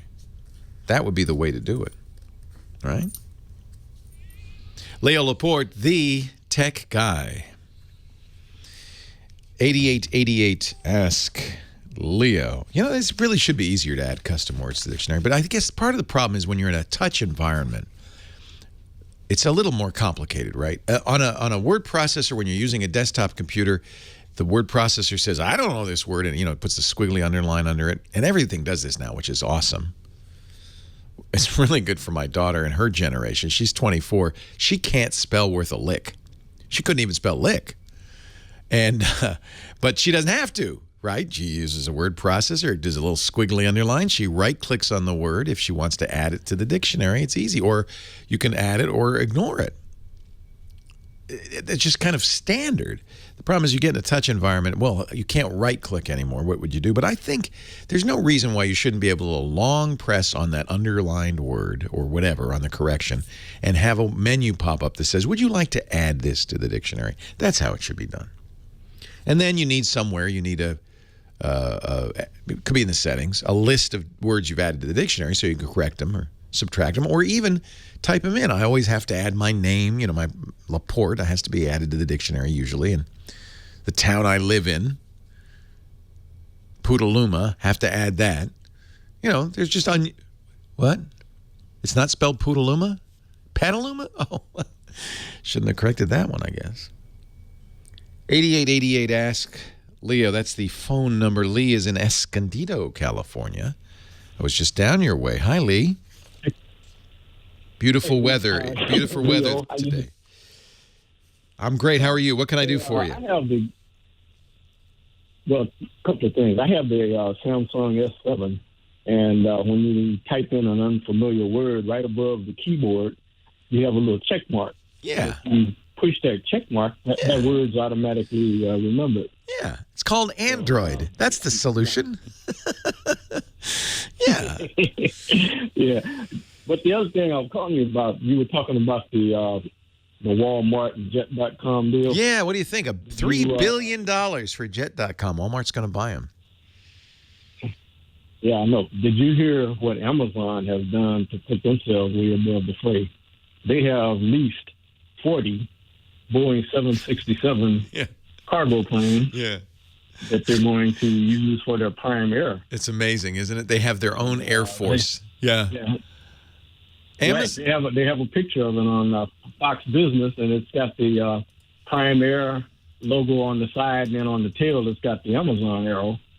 And I guess it's a pretty good deal for them because they're leasing 20 from Atlas Air and then another 20 from APSG, and they're providing the crews, the planes, the insurance, and everything else, the maintenance. Yeah, that's the way to do it. And it'd be crazy to buy a plane, right? Just lease it. Yeah, well, yeah, because they said that their shipping cost went up 44%, and that's what they're thinking, that this is going to bring that really down. Amazon is a very well-run company. Jeff Bezos, their CEO, is one of the richest men in the world. He rivals the Walton gang for personal wealth. And he's a smart fellow, but he is also the toughest guy in the business. Remember, Amazon does deliver via, most of the time, UPS. When UPS threatened to raise their rates, they have their own. Yeah, he threatened to never use UPS again, and UPS buckled. They have a lot of power, and now, of course, with this Jet Air Force, this raises interesting questions. The plan is for it to deliver to the fulfillment centers, which are being built all over the country. This is one of the reasons Amazon didn't make money for 10 years. They sunk every penny they made into infrastructure so that they'd be ready. And now Jeff Bezos, he's got a little knob next to his desk up there in Seattle. He just turned the profit knob up just a notch, so they're starting to make a lot of money.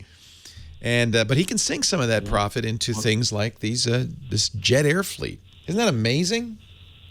Boeing 767s. They have their own distribution system right in San Marcos. That's right. That's right. One of my next door neighbors drives for them, and so when I order something from Amazon, here comes the Amazon truck to deliver it instead of UPS. Right. Well, and here's another thing Amazon does. For Sunday delivery, the U.S. Postal Service doesn't deliver on Sunday, so that means there's a whole day of the week where there's these trucks just sitting around.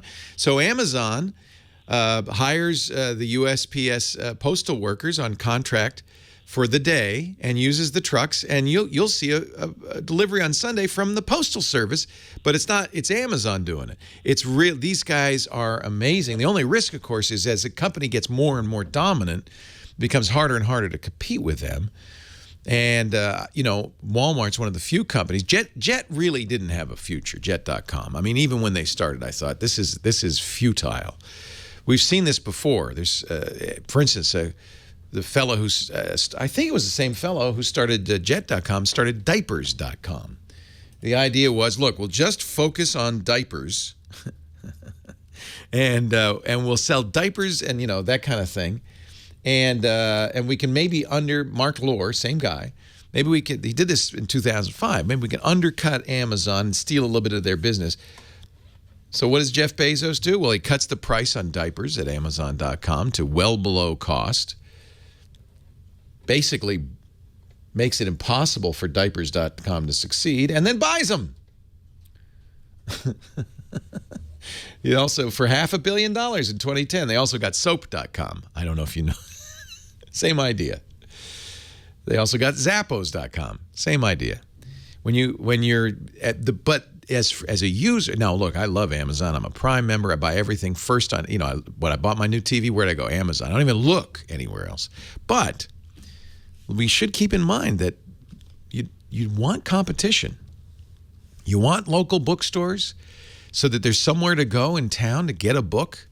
If you buy everything at Amazon, those bookstores are gone. Pretty soon is the only one place to get it is Amazon. Then they can charge you whatever they want, right? Because they got planes, they got trains, they got automobiles, they got everything. They own the fleet. So I was rooting for Jet.com, but I didn't have high hopes. And Jet.com probably, Mark Lohr knew. I mean, he did it once before with Diapers.com. That the best you can hope for is to get bought. Maybe he thought Amazon would buy him, but no, Walmart. And actually, that makes sense because Walmart's about one of the last companies in the world with enough revenue to give Amazon a run for the money. What do you think? Can Walmart beat Amazon at its own game? They certainly have a brand name. They have a presence. They've got fulfillment centers. They're called Walmart stores. So, maybe. I'm sure Jeff Bezos has his eye on them. He's watching. And who knows what knobs he's got on that desk.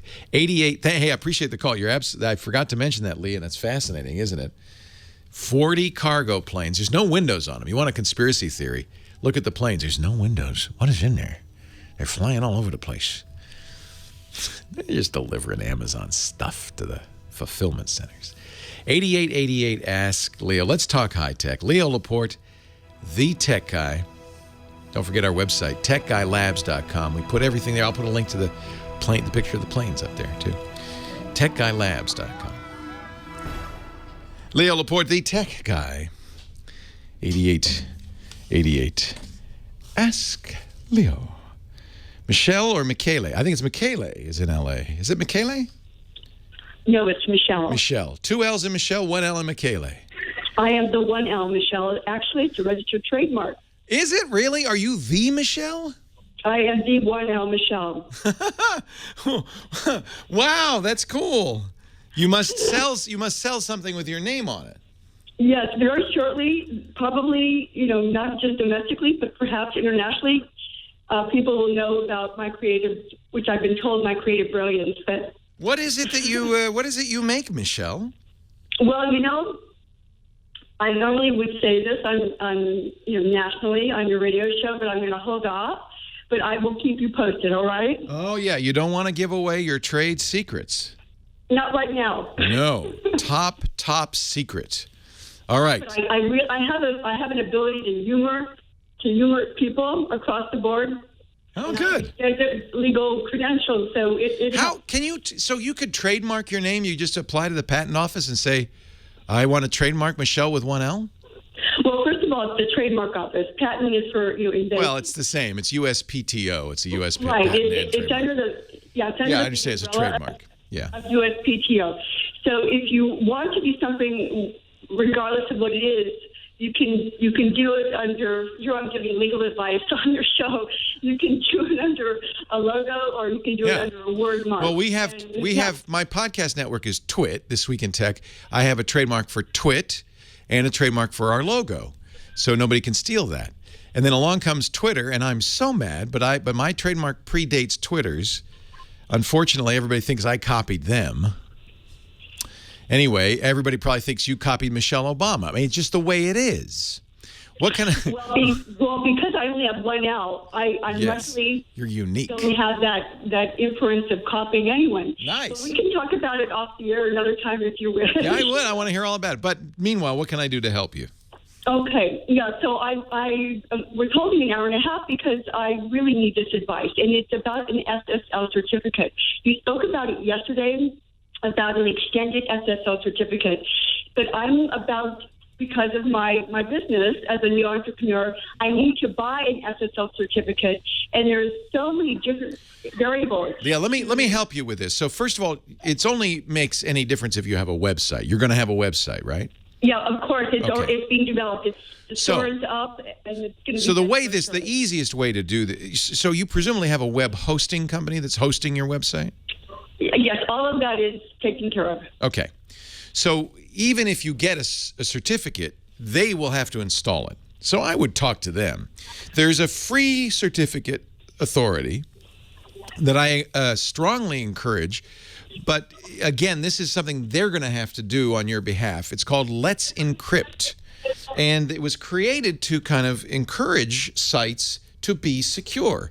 If you have on your site an SSL certificate, when people go to visit your site, they'll get the address will change from http:// Remember, we used to say that all the time. We don't say it anymore. But that's still there. To HTTPS for secure : And if you go to Amazon.com or Google's Gmail.com, you'll see that S on the end of the HTTP. That means my conversation with that website is secure. It's encrypted. No one can read it. And maybe even more importantly, from the point of view of somebody using that site, they can click on the certificate and see if they're really where they think they are.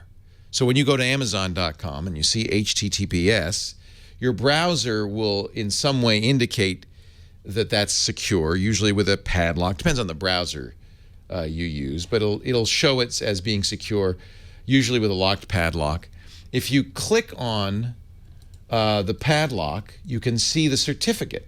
You can verify that your connection is secure, that the certificate is associated with the Amazon.com, and that's really valuable. All of that stuff is great information, and it's probably good for you just as practice, folks, to try this, to look at the certificates. Go to Amazon.com, and it depends on your browser, but there'll be a place to click where you can view the certificate, find out more about your connection. So if you're doing e-commerce, Michelle, you want that.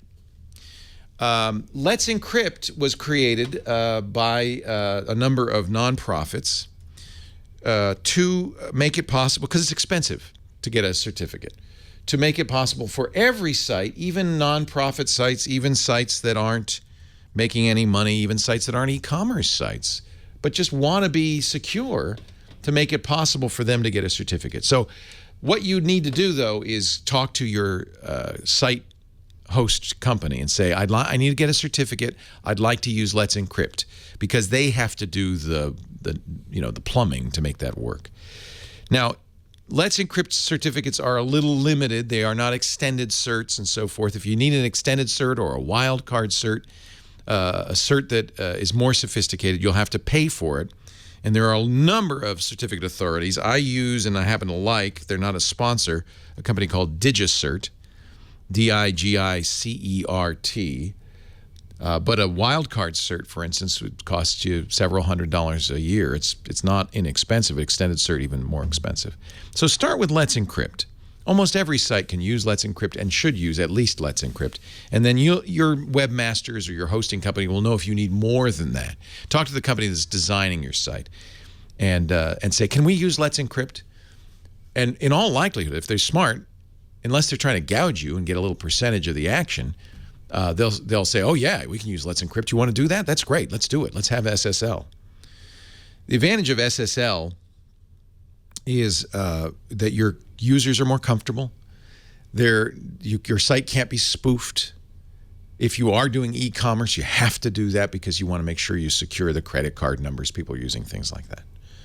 Please, absolutely use SSL.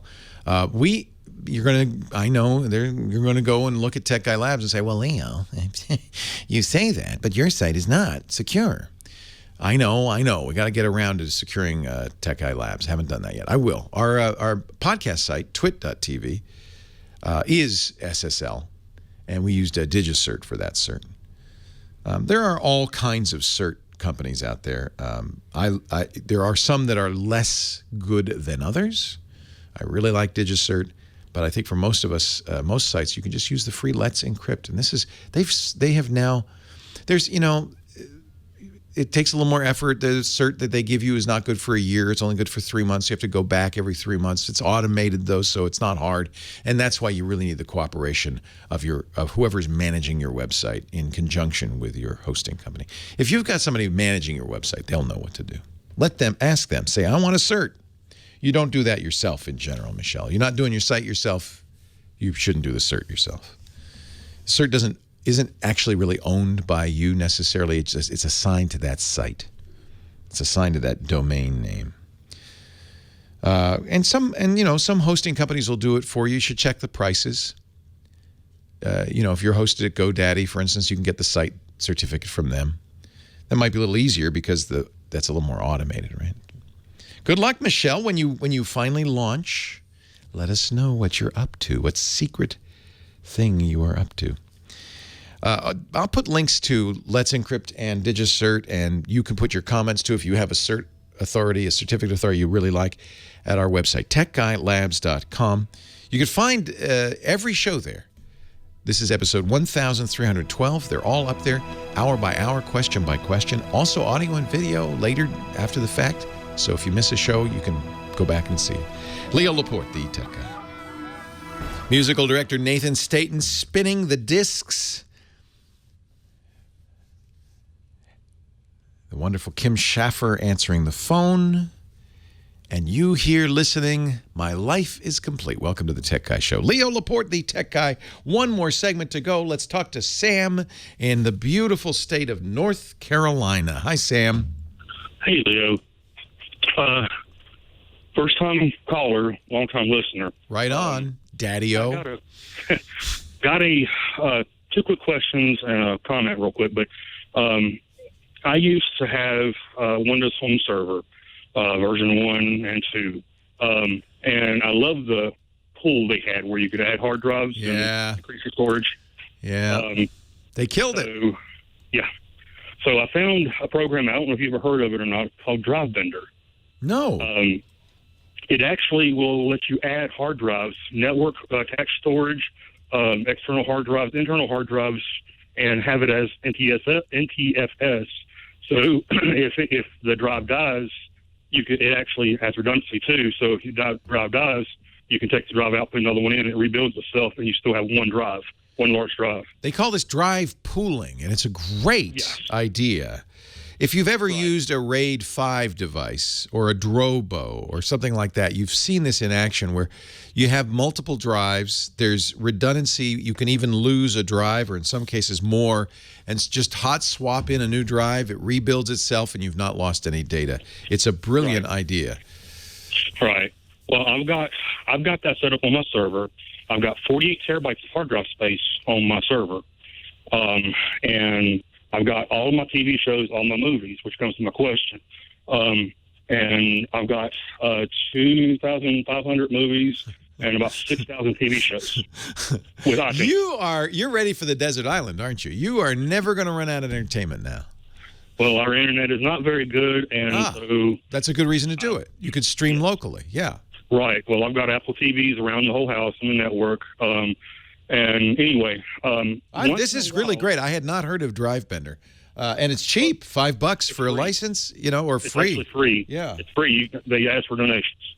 I love this idea. Well, and the best part about that whole thing is if your computer dies, you hook it up to another computer, and all the files are still there, and you can still read it. But now it requires Windows, though, right?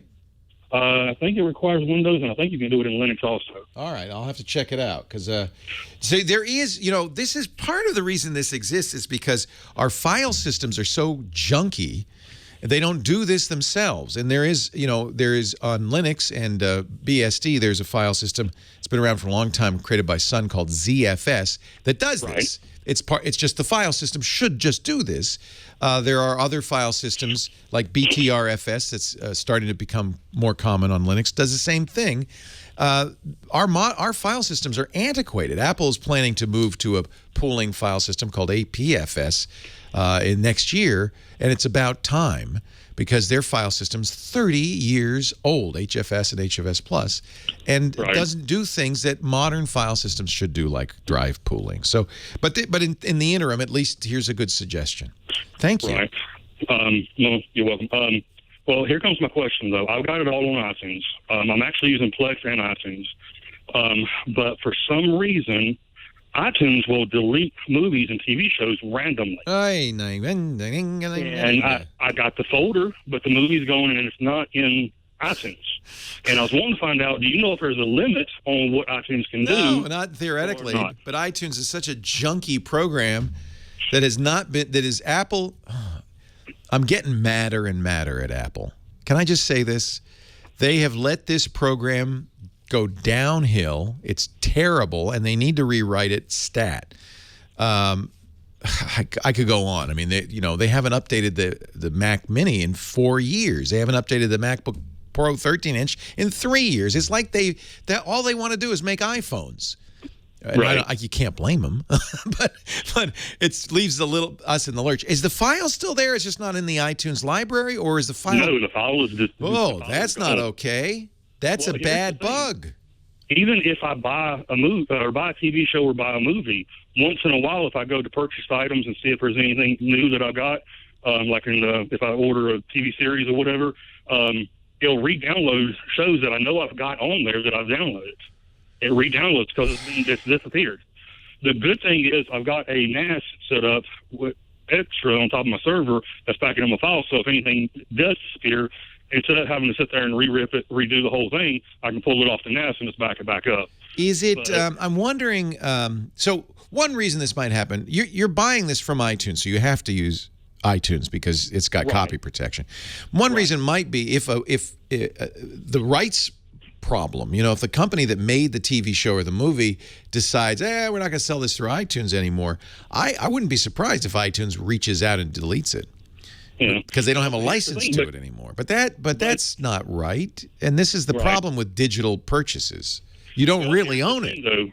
It does it on the ones that I actually rip, and it does it on the ones that I buy. That's just not okay. It's not even something you bought on iTunes. It's just... Well, I'll give you something else you can get upset about Apple with. In the last month, Fox has anything you buy from Fox, Archer, Bones, Hell's Kitchen, or anything, they have ads on the TV shows now. That's not Apple's fault. That's Fox's. No, it's not. That's Fox doing that. But Fox is starting to do it, and I'm wondering. It's dumb. I gotta say, you gotta listen, companies, because you hear these people. What they're ending up doing, people are just gonna pirate it. Your competition is BitTorrent, pirated copies. So stop being so darn greedy. You sold them the show. Sell it at an appropriate price so you can make your money back or make some profit. That's fine, but don't add ads. Well, I paid $25 for Hell's Kitchen, and I had a Toyota. You shouldn't have an ad in there. It's like when I go to the movies and pay $13.50 to see a movie, and I have to sit through 10 minutes of advertisements. What is wrong? These companies, something's going on where companies just don't care about customers anymore. They don't care.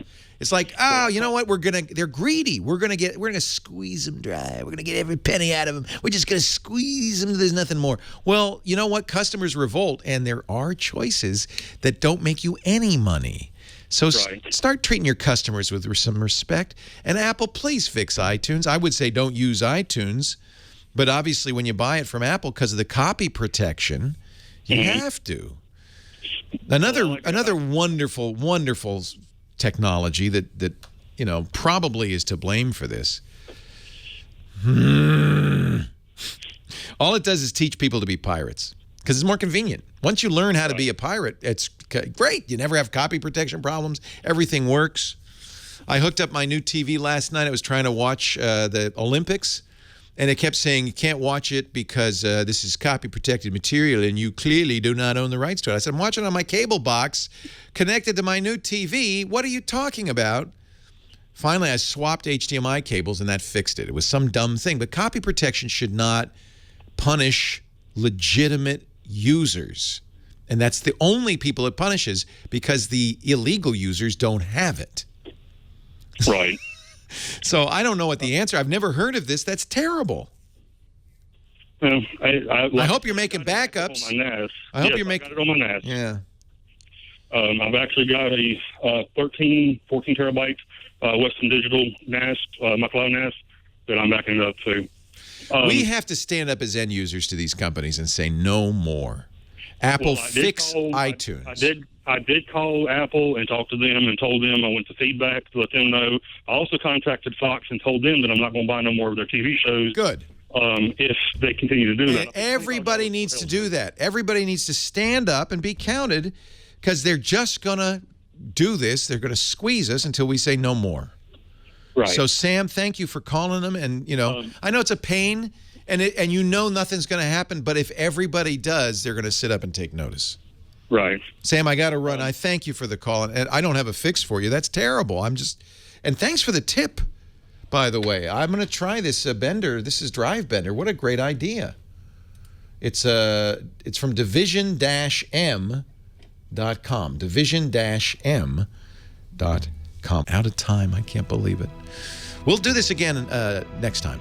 Okay? Can you come back? All right. Leo Laporte, the Tech Guy. Have a great Geek Week. Well, that's it for the Tech Guy Show for today. Thank you so much for being here. And don't forget, it's just the tip of the iceberg. We do nearly 30 shows on the Netcast network. It's called TWIT, T-W-I-T. It stands for This Week in Tech, and you'll find it at twit.tv, including the podcasts for this show. We talk about Windows on Windows Weekly, Macintosh on Mac Break Weekly, iPads, iPhones, Apple Watches on iOS Today, security on Security Now. I mean, I can go on and on and on. You even get your daily dose of tech news with Tech News Today. And, of course, the big show every Sunday afternoon, This Week in Tech. You'll find it all at twit.tv. And I'll be back next week with another great Tech Guys show. Thanks for joining me. We'll see you next time.